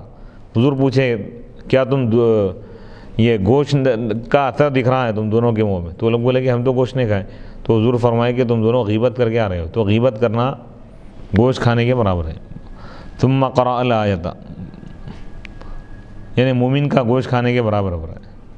پھر آپ یہ آیت کی تلاوت فرمائیں، وَلَا يَغْتَبْ بَعْضُكُمْ بَعْضًا أَيُحِبُّ أَحَدُكُمْ أَن يَأْكُلَ لَحْمَ أَخِيهِ مَيْتًا فَكَرِهْتُمُوهُ وَاتَّقُوا اللَّهَ إِنَّ اللَّهَ تَوَّابٌ رَحِيمٌ. وقیل، اور کہا گیا ہے، قول بتا رہے ہیں کہ غیبت الخلق، مخلوق کی غیبت یہ ہوتی ہے حق سے غائب ہونے کی وجہ سے. کیا مطلب؟ یعنی جس کے سامنے حق کا جلوہ ظاہر ہوگا، جس کے سامنے یہ حقیقت ہوگی کہ اللہ تعالیٰ دیکھ رہا ہے، سن رہا ہے، تو وہ کبھی غیبت نہیں کرے گا. غیبت وہی کرے گا جس کا یعنی معاملہ یہ ہے کہ وہ یعنی گناہوں میں مبتلا ہو گیا ہے اور اس کے دل میں ڈر خوف نہیں. جس کے دل میں ڈر خوف ہوگا اور مراقبے میں جو رہے گا، جو ہمیشہ یہ غور کرتا رہے گا کہ اللہ تعالیٰ ہم کو دیکھ رہا ہے، اللہ تعالیٰ ہر بات کو سن رہا ہے، ہر عمل سے باخبر ہے، جس کا یہ تصور ہوگا وہ کبھی غیبت نہیں کرے گا. پھر یہاں سے ایک مضمون بیان کیا جا رہا ہے. تو یہ ان آیات میں اہم ترین باتیں بتائی گئی کہ انسانی معاشرہ، انسانی جو سوسائٹی ہے کس طرح مہذب ہونا چاہیے، تعلیمات دیے گئے. کیا آج کل معاشرے میں جو بگاڑ پیدا ہو گیا ہے، جو خرابیاں ہم دیکھ رہے ہیں، کہ اس میں اکثر جو خرابیاں ہیں غیبت کی وجہ سے، یعنی غیبت کی وجہ سے لوگوں کے آپس میں تعلقات خراب ہو جاتے ہیں. دنیاوی نقصانات بھی بہت ہے غیبت کے. اور غیبت کرنے والا معاشرے میں اس کی کوئی حیثیت، کوئی مقام وقار نہیں ہوتا، وہ مشہور ہو جاتا. جو کثرت سے کسی کی غیبت کرتا ہے تو اللہ تعالیٰ اس کے اعمال کو لوگوں کے سامنے اللہ تعالیٰ ظاہر فرما دیتا ہے، برے اعمال کو، اور لوگوں میں وہ مشہور ہو جاتا ہے کہ یہ شخص غیبت کرنے والا ہے. غیبت ہو یا چغل خوری ہو، یہ انتہائی بدترین عمل ہے یہ، اور یہ سوسائٹی کے لیے ناسور کی طرح ہی، کینسر کے پھوڑے کی طرح ہو گیا یہ، کہ آج ہر شخص تقریباً الا ماشاء اللہ تقریباً ہم دیکھ رہے ہیں کہ 99% لوگ غیبت میں، چغل خوری میں مبتلا ہے. کسی کے عیب، کسی کی برائی، کسی کی خامی، کسی کے ذاتی معاملات، ذاتی مسائل اور ذاتی معاملات کو یعنی تحقیر کے انداز میں یا اس کو ذلیل کرنے کے لیے اس کے ذاتی معاملات میں لوگ دلچسپی لے رہے ہیں اور ایک دوسرے کی غیبت کر رہے ہیں، ایک دوسرے کے عیوب کو بیان کر رہے ہیں، ایک دوسرے کے ساتھ برائی کا معاملہ کر رہے ہیں. تو یہ انتہائی بدترین عمل ہے. غیبت کرنا گویا کہ غیبت کرنے والا خود اپنا نقصان کر رہا ہے. غیبت کرنے والا اپنے آپ کو نقصان پہنچا رہا ہے، کیونکہ غیبت کرنے والا غیبت کر کے اپنی آخرت کو برباد کر رہا ہے، اپنے نیکیوں کو گھٹا رہا ہے، اپنے گناہوں میں اضافہ کر رہا ہے. تو لہذا غیبت سے بچنے کی کوشش کرنا چاہیے، ویسے ماحول سے اور ویسے لوگوں سے دوری اختیار کرنا چاہیے جو غیبت کو سننا پسند کرتے ہیں یا غیبت کرنا پسند کرتے ہیں. جس طرح غیبت کرنا بھی گناہ ہے، غیبت سننا بھی گناہ ہے. یہاں سے آیت نمبر 13 شروع ہو رہی ہے. اعوذ باللہ من الشیطان الرجیم، بسم اللہ الرحمن الرحیم. یا ایہا الناس انا خلقناکم من ذکر و انثی وجعلناکم شعوبا وقبائل لتعارفوا ان اکرمکم عند اللہ اتقاکم ان اللہ علیم خبیر۔ یا ایہا الناس، اے لوگوں، انا خلقناکم، یقیناً ہم نے تم کو پیدا کیا ہے، من ذکرن، ایک مرد سے، و انثی، اور ایک عورت سے، وجعلناکم شعوبا، اور ہم نے تم کو بنا دیا کئی قوموں میں، کئی نیشنز میں ہم نے تم کو بانٹ دیا ہے، وقبائل، اور قبیلوں میں، لتعارفوا، تاکہ تم آپس میں ایک دوسرے کو پہچانو۔ پوری انسانیت سے اللہ تعالیٰ خطاب فرما رہا ہے کہ اے لوگوں، تم سب حضرت آدم اور حوا کی اولاد میں سے، تم سب انسان ہو، وجعلناکم شعوبا، اور ہم تم کو کئی اقوام میں بانٹ دیں، کوئی کسی قوم کا ہے، کوئی کسی ملک کا ہے، کوئی کسی وطن کا ہے، کوئی کسی قبیلے کا ہے۔ اللہ تعالیٰ فرما رہا ہے کہ فخر کرنے کے لیے ہم یہ قبیلے نے بنائے، تفاخر کے لیے نہیں بلکہ تعارف کے لیے، پہچاننے کے لیے، آئیڈینٹی کے لیے۔ ان اکرمکم عند اللہ اتقاکم، خاندان یا قبیلے کی بنیاد پر، قوم یا ملک کی بنیاد پر، حسب و نسب کی بنیاد پر، دنیاوی مال و دولت کی بنیاد پر، حکومت یا اقتدار یا عہدے کی بنیاد پر کسی کو نہ فضیلت دی گئی ہے نہ دی جائے گی۔ فضیلت کا معیار اللہ کے پاس کیا ہے؟ اللہ تعالیٰ فرما رہا ہے ان اکرمکم عند اللہ اتقاکم، تم میں سے سب سے زیادہ مکرم اللہ کے پاس، عزت دار وہ ہے جو تم میں سے سب سے زیادہ متقی ہو، سب سے بڑا متقی ہو، اللہ سے ڈرنے والا ہو۔ جو اللہ سے زیادہ ڈرنے والا ہوگا، اللہ کی شریعت پر عمل کرنے والا ہوگا، وہی اللہ کے پاس سب سے زیادہ بزرگ اور برگزیدہ ہے، معزز ہے، مکرم ہے، محترم ہے، قابل عزت ہے۔ یعنی اللہ کے پاس عزت اور مقام تقوی کی وجہ سے، خاندان کی وجہ سے نہیں، حسب کی وجہ سے نہیں، نسب کی وجہ سے نہیں، علم کی وجہ سے نہیں، بلکہ عمل کی وجہ سے، اخلاص کی وجہ سے، تقوی کی وجہ سے۔ علم کے ساتھ عمل ضروری، علم کی وجہ سے بھی فضیلت ہے، لیکن ایک گناہ ہے، علم کے ساتھ جب عمل کرے اور تقوی کو اختیار کرے، اخلاص کو اختیار کرے، تو وہ تمام لوگوں میں سب سے افضل ہو جاتا ہے۔ ان اللہ علیم خبیر، بے شک اللہ تعالیٰ علیم ہے، جاننے والا ہے، اچھی طرح جانتا ہے، خبیر باخبر ہے اللہ تعالیٰ، ہر ایک کے عمل سے، ہر ایک کے ظاہری باطنی تمام اعمال، احوال، افعال، اقوال، ہر چیز سے اللہ تعالیٰ باخبر ہے۔ یا ایھا الناس انا خلقناکم من ذکر و انثی من آدم و حواء، اے لوگوں، یقیناً ہم نے تم کو پیدا کیا ایک مرد اور ایک عورت سے، من آدم، حضرت آدم علیہ السلام سے، و حواء، اور حضرت حواء علیہ السلام سے، او کل واحد منکم من اب و ام، یا مراد یہ ہے کہ تم میں سے ہر ایک کو ہم نے پیدا کیا ایک ماں باپ سے، فما منکم من احد الا وهو یدلی بمثل ما یدلی به الاخر سواء بسواء، نہیں ہے تم میں سے کوئی شخص مگر وہ اسی چیز سے منسوب ہے جس سے دوسرا آدمی منسوب ہے۔ فلا معنی للتفاخر، تو آپس میں فخر کرنے کا مطلب ہی کیا ہے؟ والتفاضل فی النسب، نسب کی وجہ سے ایک دوسرے کو فضیلت دے رہے ہو، تو یہ اللہ کے پاس یہ معیار نہیں ہے۔ معیار کیا ہے بتا رہے ہیں، ان اکرمکم عند اللہ اتقاکم وجعلناکم شعوبا وقبائل، ہم نے تم کو کئی قبیلوں میں، کئی اقوام میں، قوموں میں ہم نے تم کو بانٹ دیا۔ الشعب والطبقات، کئی طبقات میں، انسانیت کے کئی طبقات ہیں، کئی قبائل ہیں، کئی خاندان ہیں۔ الطبقات الاولی، یعنی زبانیں اللہ تعالیٰ مختلف رکھا، قبیلے مختلف رکھا، خاندان مختلف رکھا، قومیں مختلف رکھا۔ الطبقات الاولی من الطبقات الست التي علیہ العرب، یعنی پہلا طبقہ ان 6 طبقات میں سے جس پر عرب متفق ہو رہا، وہی ہے الشعب، اور وہ شعب ہیں۔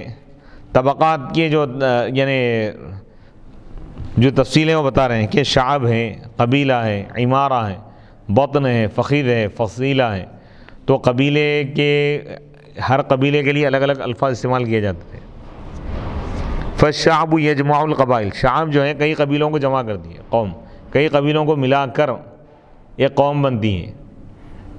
والقبیلۃ تجمع العمائر، اور قبیلہ کئی آبادیوں کو جمع کرتا ہے، کئی آبادی، کئی محلے مل کے قبیلہ بنتا۔ والعمارہ تجمع البطون، یعنی کئی آبادیاں مل کر بطن بنتا ہے، یعنی ایک بڑا خاندان بنتا ہے۔ والبطن، اور بطن کیا ہے؟ افخاذ کو جمع کرتا ہے، اور افخاذ اور فخید یہ فصائل کو جمع کرتا ہے۔ فصیلہ یعنی خاندان، خزیمہ یہ ایک شعب ہے، قوم ہے، کنانہ ایک قبیلہ ہے، قریش عمارہ ہے، ایک آبادی کا نام ہے، قصی ایک بطن ہے، ہاشم ایک فقید ہیں، عباس فصیلہ ہے، وہ سمیت الشعوب، شعوب نام رکھا گیا ہے کیونکہ قبائل سے شعب ان کے معنی شاخ کے آتے، گھاٹی کے آتے، راستے کے آتے، کیونکہ اس سے کئی قبیلے نکلے ہوئے، ایک قوم سے کئی قبیلے بنتے ہوئے، لِتَعَارَفُوا تاکہ تم آپس میں ایک دوسرے کو پہچانو، ای انما رتبکم علی شعوب و قبائل، اللہ تعالیٰ تم کو مرتب فرمایا، تم کو بانٹ دیا قبیلوں میں اور اقوام میں تاکہ تم میں سے بعض کے نسب کو پہچان سکو، فلا یعتزی الی غیرہ تاکہ وہ منسوب نہ کرے اپنے آپ کو اپنے خاندان سے ہٹ کر کسی اور خاندان کی طرف، لا ان تتفاخروا یعنی ان قبیلوں کا یہ مطلب نہیں ہے کہ تم آپس میں فخر کرو آبا و اجداد پر، وتدعوا التفاضل فی الانساب وتدعوا اور تم یہ مطلب نہیں ہے کہ تم فضیلت کا دعویٰ کرو نسب کی وجہ سے، ثم بین الخصلۃ التي يفضل بها الانسان غیرہ ویکتسب الشرف والکرم عند اللہ، پھر اللہ تعالیٰ بیان فرمایا اس خصلت کو، اس عادت کو، اس شعار کو، اس صفت کو اللہ تعالیٰ بیان فرمایا جس کی وجہ سے انسان دوسرے پر فضیلت رکھتا ہے اور بزرگی کو اور سخاوت کو اور مرتبے کو حاصل کرتا ہے اللہ کے پاس، بس اللہ فرمایا ان اکرمکم عند اللہ اتقاکم، یعنی تم میں سے یعنی اللہ کے پاس سب سے زیادہ معزز تم میں سے وہ شخص ہے جو تم میں سب سے زیادہ اللہ سے ڈرنے والا ہے، فی الحدیث حدیث پاک میں ہے کہ من سرہ ان یکون اکرم الناس، جس کو یہ بات خوش کر دی ہے کہ وہ اکرم بن جائے، تمام لوگوں میں زیادہ بزرگ و برتر بن جائے اللہ کے پاس، تو چاہیے کہ وہ اللہ سے ڈرے یعنی تقوی کو اختیار کرو۔ وعن ابن عباس رضی اللہ عنہما کرم الدنیا یعنی یہ تقوی کیا ہے، جن چیزوں کا حکم دیا گیا ہے ان چیزوں کو اپنانا، اس پر عمل کرنا، جیسے فرائض ہے، نماز ہے، روزہ ہے، زکوٰۃ ہے، حج ہے، قربانی ہے، عقیقہ، یہ تمام احکام شریعت پر عمل کرنا، اور جن گناہوں سے روکا گیا ہے، گناہوں سے بچنا، کبائر سے بچنا، فرائض کو ادا کرنا، یہ کیا ہے، یہ تقوی ہے۔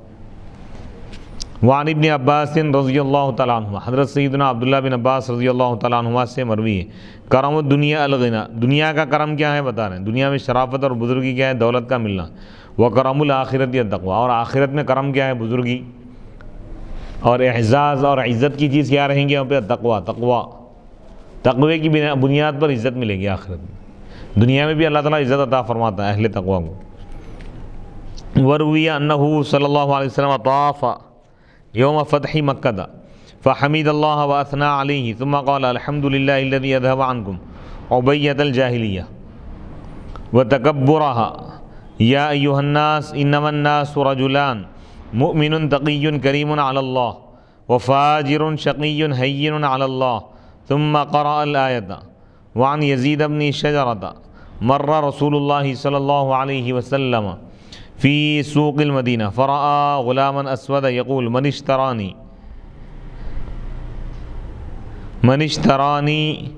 فعلی شرط اللہ یمنعنی من الصلوات الخمس خلف رسول اللہ صلی اللہ علیہ وسلم فاشتراہ بعضهم فمرض فعاده رسول اللہ صلی اللہ علیہ وسلم ثم توفی فحضر دفنه فقال في ذلك شيئا فقالوا في ذلك شيئا فنزلت ان اللہ علیم کرم القلوب وتقواها خبیر بہم النفوس فی ہواها۔ ورویہ روایت میں آیا ہے کہ انہ، ابھی حدیث پاک لا رہے ہیں، ورویہ روایت ہے کہ انہ صلی اللہ علیہ وسلم کہ اللہ کے رسول علیہ السلام طواف فرمائیں یوم فتح مکہ، فتح مکہ کے دن، یعنی سن 8 ہجری کا واقعہ ہے، فحمد اللہ بس آپ اللہ کی تعریف کیے، طواف فرمائیں پھر اس کے بعد اللہ کی تعریف کی، واثنى علیہ اس کی تعریف کی، خوب تعریف فرمائیں، ثم قال پھر آپ نے فرمایا الحمدللہ الذی تمام تعریف اللہ کے لیے، الذی اذهب عنکم جس نے تم سے دور کر دیا جاہلیت کے تکبر کو، یعنی جاہلیت میں جیسا خاندانوں پر فخر کرتے تھے، تکبر کرتے تھے، یعنی قریش کے کچھ لوگ ایسے تھے جو اپنے خاندان کو سب سے اعلیٰ سمجھتے تھے اور دوسروں کو حقیر اور معمولی سمجھتے تھے، تو شریعت نے اس چیز کو ختم کر دیا۔ حضور علیہ السلام کے ذریعے قریش کی اصلاح کی گئی، پورے مکے والوں کی اصلاح کی گئی کہ خاندانوں پر تکبر نہیں کرنا چاہیے، حسب و نسب پر تکبر نہیں کرنا چاہیے، بلکہ مومن وہ ہے جو عاجزی انکساری تواضع کو اختیار کرتا ہے اور تقوی کو اختیار کرتا ہے، اللہ سے ڈرتا ہے، اللہ کے عذاب سے ڈرتا ہے، اللہ کی رحمت کی امید رکھتا ہے، نیک اعمال کرتا ہے، گناہوں سے بچتا ہے، وہ مومن ہے۔ نیکی کر کے بھی جو فخر نہ کرے، تکبر نہ کرے، وہ اللہ کا ولی اور اللہ کا پسندیدہ محبوب بندہ ہے۔ تو اہل ایمان اور اہل تقوی کی پہچان بتائی گئی، کیونکہ وہ نیک اعمال کی کثرت کے باوجود اپنے آپ کو بڑا نہیں سمجھتے، تکبر نہیں کرتے، اپنے خاندان پر، حسب و نسب پر فخر نہیں کرتے، دوسروں کو معمولی نہیں سمجھتے۔ پھر اللہ کے رسول علیہ الصلوۃ والسلام نے ارشاد فرمایا، یا ایھا الناس انما الناس رجلان، لوگ تو صرف دو ہی قسم کے ہیں، مؤمن تقی کریم، ایک وہ ہے جو مومن ہے، ایمان والا ہے، اللہ سے ڈرنے والا ہے، متقی پرہیزگار ہے، شریف ہے، اللہ کے پاس عزت والا ہے، عزت دار ہے۔ وہ فاجر، ایک شخص وہ ہے جو فاجر ہے، گناہ کرنے والا ہے، شقی، بدبخت ہے، گناہوں پر گناہ کر رہا ہے، نافرمانی پر نافرمانی کر رہا ہے، ہین علی اللہ، اللہ کے پاس حقیر اور معمولی ہے، یعنی گناہوں کی وجہ سے انسان ذلیل ہو جاتا ہے، اور نیک اعمال کی وجہ سے اللہ کے پاس وہ معزز ہوتا ہے۔ اللہ کے پاس عزت اگر چاہے تو نیک اعمال کرے، تقوی کو اختیار کرے۔ ثم قرأ الآیۃ، پھر آپ اس آیت مبارکہ کی تلاوت فرمائیں، یا ایھا الناس انا خلقناکم من ذکر وانثی وجعلناکم شعوبا وقبائل لتعارفوا ان اکرمکم عند اللہ اتقاکم ان اللہ علیم خبیر۔ یعنی انسانی مساوات میں یہ بہترین آیت ہے، یعنی پوری انسانیت کو اللہ تعالیٰ قرآن کے ذریعے یہ تعلیم دے رہا ہے، یہ پیغام دے رہا ہے کہ دیکھو تمام انسان آدم علیہ السلام کی اولاد میں سے، اور سب کا خدا ایک ہے، اور یہ تعلیم دی گئی ہے کہ خاندان کی وجہ سے کسی کو فضیلت نہیں ہے، اور اللہ کے پاس فضیلت کا معیار تقویٰ ہے، جو جتنا زیادہ تقویٰ اختیار کرے گا وہ اتنا ہی زیادہ اللہ کے پاس عزت والا ہوگا، عظمت والا ہوگا، شان والا ہوگا، رفعت والا ہوگا، بلندیوں والا ہوگا، مقامات والا ہوگا، صاحب درجات ہوگا، صاحب مقامات ہوگا، صاحب رفعت ہوگا، صاحب عظمت ہوگا، صاحب شان ہوگا، صاحب شوکت ہوگا، صاحب کرامت ہوگا، صاحب کرامات ہوگا۔ تو مقام اور مرتبہ ملتا ہے تقوی کی وجہ سے۔ اور تو اہل ایمان کو چاہیے کہ تقوی پر توجہ دیں، اللہ کا خوف اپنے دلوں میں پیدا کریں، گناہوں سے بچے، نیک اعمال کریں، اوامر جن چیزوں کا حکم دیا گیا ہے، جن چیزوں کے کرنے کا حکم دیا گیا ہے ان چیزوں کو انجام دیں، ان چیزوں کو کریں، اور جن چیزوں سے روکا گیا ہے ان چیزوں سے رک جائیں، یہی تقویٰ ہے۔ ایک اور حدیث پاک ہے، وعن یزید بن شجرہ مر رسول اللہ صلی اللہ علیہ وسلم فی سوق المدینہ فرأى غلاما اسود یقول، نبی پاک علیہ الصلوۃ والسلام مدینہ منورہ کے ایک بازار سے گزرے، فرأى، بس آپ نے ایک کالے غلام کو دیکھا، آپ نے، یقول، جو یہ کہہ رہا تھا کہ من اشترانی، جو مجھ کو خریدے، فعلی شرط، تو اس شرط پر خریدے کہ اللہ یمنعنی، کہ وہ مجھ کو نہیں روکے گا 5 وقتہ نماز سے، اللہ کے رسول علیہ الصلوۃ والسلام کی اقتداء میں حضور کے پیچھے 5 نمازیں پڑھنے سے وہ مجھ کو نہیں روکے گا۔ فاشتراہ بعضهم، تو بعض لوگ اس کو خرید لیے، فمرض، پس وہ شخص بیمار ہو گیا، فعادہ، وہ غلام بیمار ہو گیا، تو اللہ کے رسول علیہ الصلوۃ والسلام اس کی عیادت فرمائے، ثم توفی، پھر اس شخص کی وفات ہوگی، انتقال ہو گیا، فحضر دفنہ، تو حضور علیہ الصلوۃ والسلام اس کی تدفین میں حاضر ہوئے، فقالوا فی ذلک شیء، تو کچھ لوگ اس شخص کے بارے میں کچھ کہنے لگے، اس کو برا بھلا کہنے لگے، تو فنزلت، یہ آیت مبارکہ نازل، یعنی ہو سکتا ہے اس کے خاندان قبیلے کے بارے میں بولتے تھے، اس کی ظاہری حالت، حیت، یا اس کا دنیاوی جو اسٹیٹس ہے، بھئی ایک غلام تھا، اس کو معمولی غلام سمجھنے لگے، تو اللہ تعالیٰ یہ آیت مبارکہ نازل فرمایا کہ کوئی غلام ہونے کی وجہ سے معمولی اور حقیر نہیں ہوتا، اگر وہ اللہ کی عبادت کر رہا ہے، اللہ کے بتائے ہوئے احکام پر عمل کر رہا ہے، رسول کے بتائے ہوئے احکام پر چل رہا ہے، تو وہ اللہ کے پاس معزز ہے، عزت والا ہے، عظمت والا ہے، وہ برا نہیں ہے، یعنی دنیاوی غربت یا دنیاوی دولت کا نہ ملنا یہ انسان کے لیے عیب کی بات نہیں ہے. یہ عیب کی بات کیا ہے؟ گناہ کرنا عیب ہے، اللہ کی نافرمانی کرنا عیب ہے.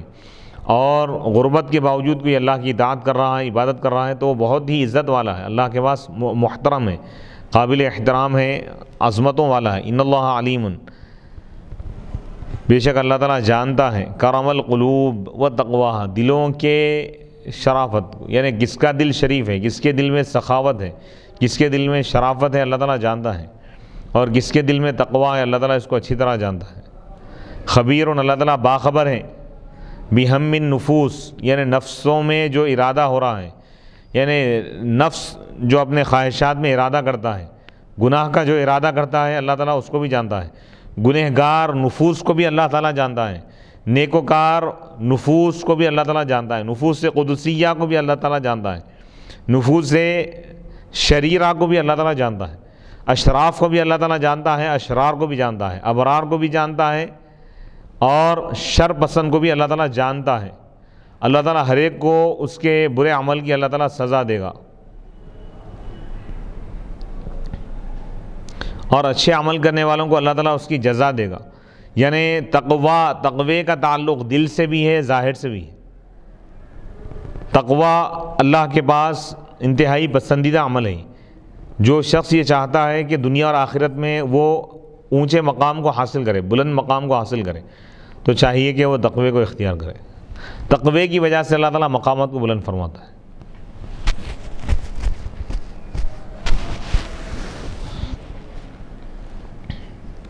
پھر یہاں سے ایک اور مضمون بیان کیا جا رہا ہے. آیت نمبر 14. اعوذ باللہ من الشیطان الرجیم، بسم اللہ الرحمن الرحیم. قالت الاعراب آمنا قل لم تؤمنوا ولكن قولوا اسلمنا ولما يدخل الايمان في قلوبكم وان تطيعوا الله ورسوله لا يلدكم من اعمالكم شيئا ان اللہ غفور رحیم. قالت الاعراب، اعرابیوں نے کہا، دیہاتیوں نے کہا، آمنا، ہم ایمان لائے. اے رسول آپ ان سے فرما دیجئے، لم تؤمنوا، تم ابھی ایمان والے نہیں ہوئے، ولیکن قولوا اسلمنا، لیکن تم یہ کہو، اسلمنا کہو، یعنی ہم اسلام لائے. ولما يدخل الایمان فی قلوبکم، اور ابھی تک تمہارے دلوں میں ایمان داخل نہیں ہوا. وَإِن تُطِيعُوا اللَّهَ، اور اگر تم اللہ اس کے رسول کی اطاعت کرو گے، لا یلدکم، تو اللہ تعالیٰ تمہارے اعمال کے ثواب میں کچھ کم نہیں کرے گا، کچھ کمی نہیں کرے گا، پورا پورا ثواب عطا فرمائے گا اور زیادہ عطا کرے گا. ان اللہ غفور، بے شک اللہ تعالیٰ خوب بخشنے والا ہے، خوب رحم کرنے والا ہے. انما المؤمنون الذين آمنوا بالله ورسوله ثم لم يرتابوا وجاهدوا باموالهم وانفسهم في سبيل الله اولئك هم الصادقون. یقیناً ایمان والے وہی ہے جو اللہ پر ایمان لائے، رسول پر ایمان لائے، اس کے رسول پر ایمان لائے، پھر وہ شک نہیں کی، پھر وہ اپنا مال خرچ کیے اللہ کی راہ میں، اپنی جان کے ذریعے مجاہدہ کریں اللہ کے راستے میں، اپنی جان بھی لگا دی، اپنا مال بھی لگا دی اللہ کی راہ میں. اولئک هم الصادقون، یہی لوگ سچے ہیں. قل، اے رسول اللہ فرما دیجئے، اتعلمون اللہ بدینکم، کیا تم اللہ کو سکھانا چاہتے ہو؟ اتعلمون اللہ بدینکم، اپنا دین. واللہ یعلم، جبکہ اللہ تعالیٰ جانتا ہے ان تمام چیزوں کو جو آسمانوں میں ہے اور جو کچھ زمین میں ہے. واللہ بکل شیء علیم، اور اللہ تعالیٰ ہر چیز کو اچھی طرح جانتا ہے. یمنون علیک ان اسلموا، اے رسول وہ آپ پر احسان جتا رہے ہیں کہ وہ اسلام لائیں، یعنی اسلام لا کر وہ یہ ظاہر کر رہے ہیں کہ وہ آپ پر احسان کی. آپ فرما دیجئے، لا تمنوا علی اسلامکم، تم اسلام لا کر مجھ پر احسان نہ جتاؤ. بل اللہ یمن علیکم، بلکہ اللہ تعالیٰ تم پر احسان فرما رہا ہے کہ اس نے تم کو ایمان کی توفیق دی. یہ اللہ کا احسان ہے تم پر کہ اس نے تم کو ہدایت دی. ان کنتم صادقین، اگر تم سچے ہو. ان اللہ یعلم غیب السماوات والارض، بے شک اللہ تعالیٰ آسمان اور زمین کے غیب کو جانتا ہے. آسمان اور زمین میں جو کچھ چھپا ہوا ہے اور جو کچھ ظاہر ہے، سب کو اللہ تعالیٰ جانتا ہے. واللہ بصیر بما تعملون، اور اللہ تعالیٰ دیکھ رہا ہے ان اعمال کو جو کچھ تم کر رہے ہو. تو آیت نمبر 14 سے لے کر آیت نمبر 18 تک 5 آیتوں کی تلاوت کی گئی. قالت الاعراب، اعرابیوں نے کہا، دیہاتیوں نے، عرب میں جو اضلاع میں رہنے والے تھے، ولیجز میں، ان کو اعراب کہا جاتا ہے۔ ای بعض العرب، بعض اعرابی، بعض دیہاتی لوگوں نے کہا، لِأَنَّ مِنَ الْأَعْرَاب، کیونکہ بعض دیہاتی وہ ہے جو اللہ پر بھی ایمان لائے اور آخرت کے دن پر، یعنی دل سے جو ایمان لائے وہ تو مخلص اعرابی تھے، اور کچھ لوگ خالی ظاہری طور پر کلمے کا اظہار کیے، دل سے ایمان نہیں لائے، تو ان کی بات ہو رہی ہے۔ وَهُمْ أَعْرَابُ بَنِي أَسَدٍ، اور یہ کون ہیں؟ جو ظاہری طور پر ایمان لائے لیکن دل سے ایمان نہیں لائے تھے، ظاہر میں کلمہ پڑھ لیے۔ قبیلہ بنی اسد کے دیہاتی لوگ تھے وہ۔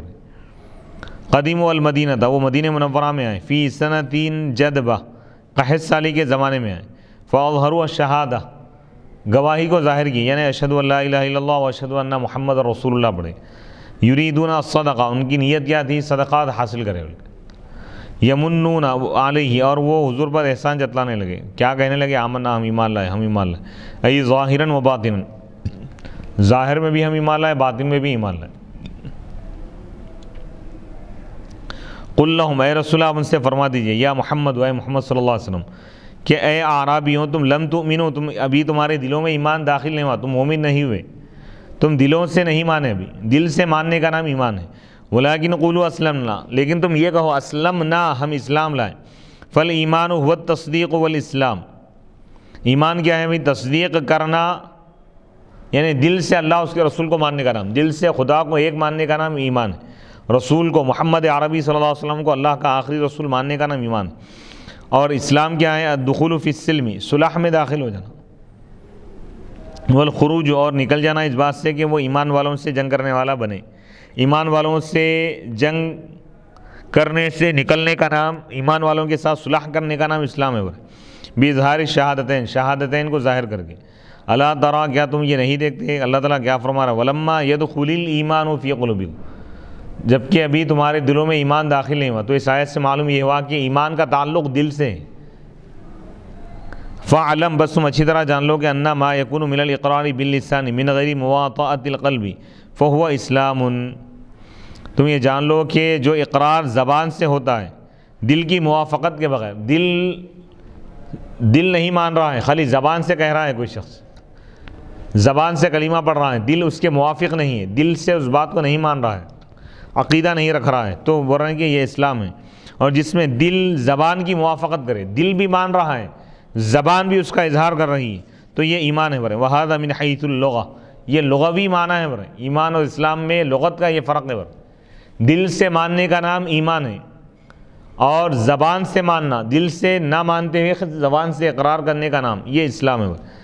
یہ لغوی فرق ہے۔ اما فی الشرع فالایمان والاسلام واحد لما عرف، اب رہا شریعت میں معنوی اعتبار سے، اصطلاحی اعتبار سے ایمان اور اسلام ایک ہی ہے۔ دل اور زبان سے ماننا ضروری ہے، اسلام کے لیے بھی اور ایمان کے لیے بھی۔ جو دل سے مانے، زبان سے اس کا اقرار کرے، وہ مومن بھی ہے، مسلمان بھی۔ یعنی اسلام اور ایمان میں شرعی اعتبار سے، اصطلاحی اعتبار سے کوئی فرق نہیں ہے احناف کے پاس۔ وفی لما معنی التوقعی وهو دال علی ان بعض هؤلاء قد آمنوا فیما بعد، اور یہ لما میں کیا ہے؟ توقع کے معنی پائے جا رہے ہیں، اور یہ دلالت کر رہا ہے اس بات پر کہ ان میں سے بعض لوگ ایمان لائے بعد میں ورائے۔ والآیت تنقض علی الکرامیہ مذہبهم ان الایمان لا یکون بالقلب ولكن باللسان،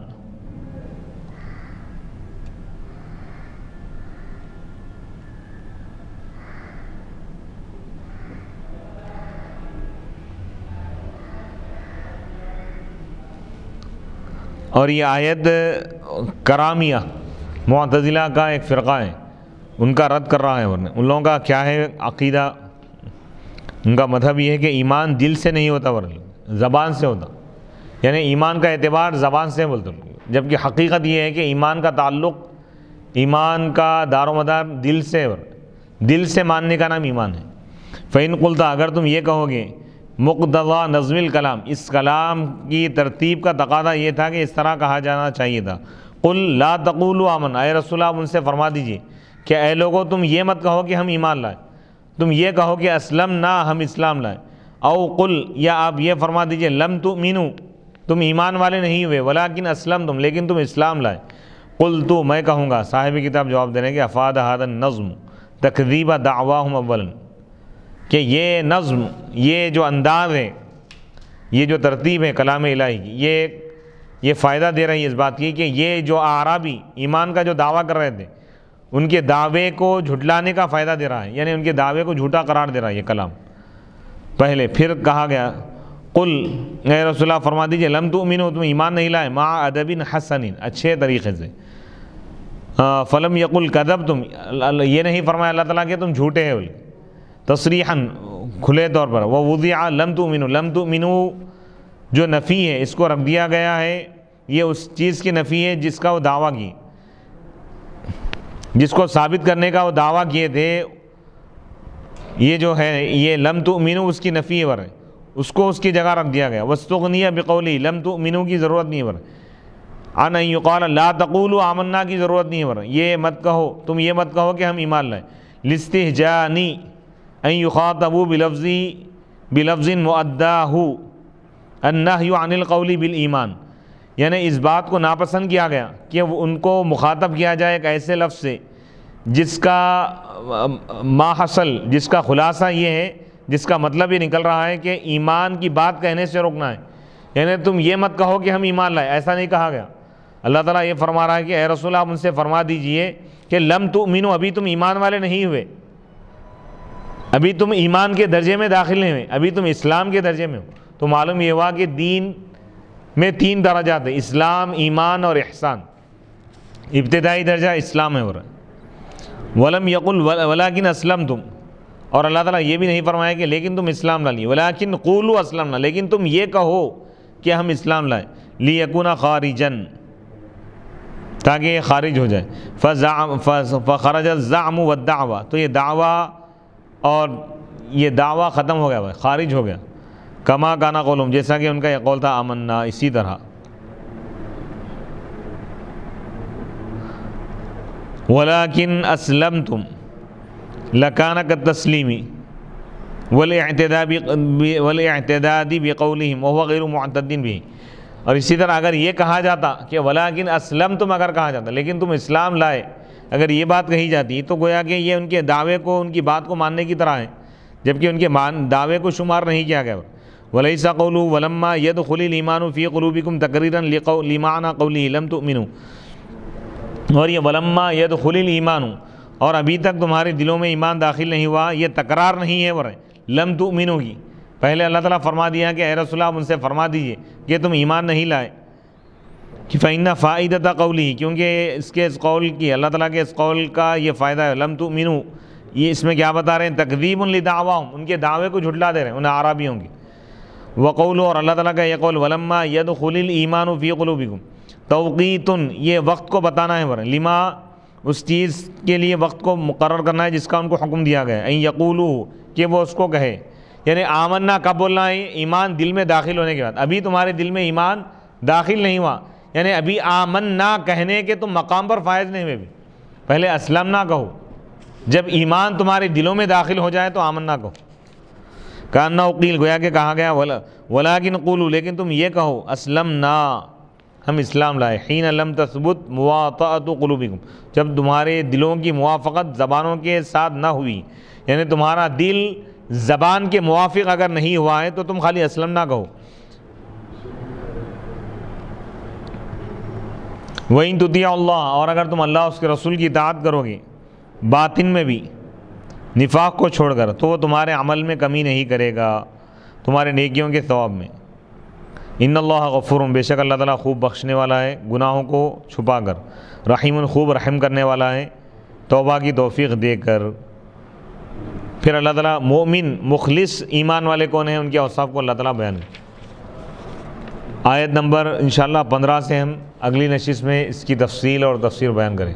سورہ حجرات کی آیت نمبر 14 پر ہم اپنے درس کو مکمل کر رہے ہیں، آیت نمبر 15 سے ہم انشاءاللہ آغاز کریں گے۔ وصلی اللہ تعالی علی خیر خلقہ سیدنا محمد وآلہ واصحابہ اجمعین والحمد للہ رب العالمین۔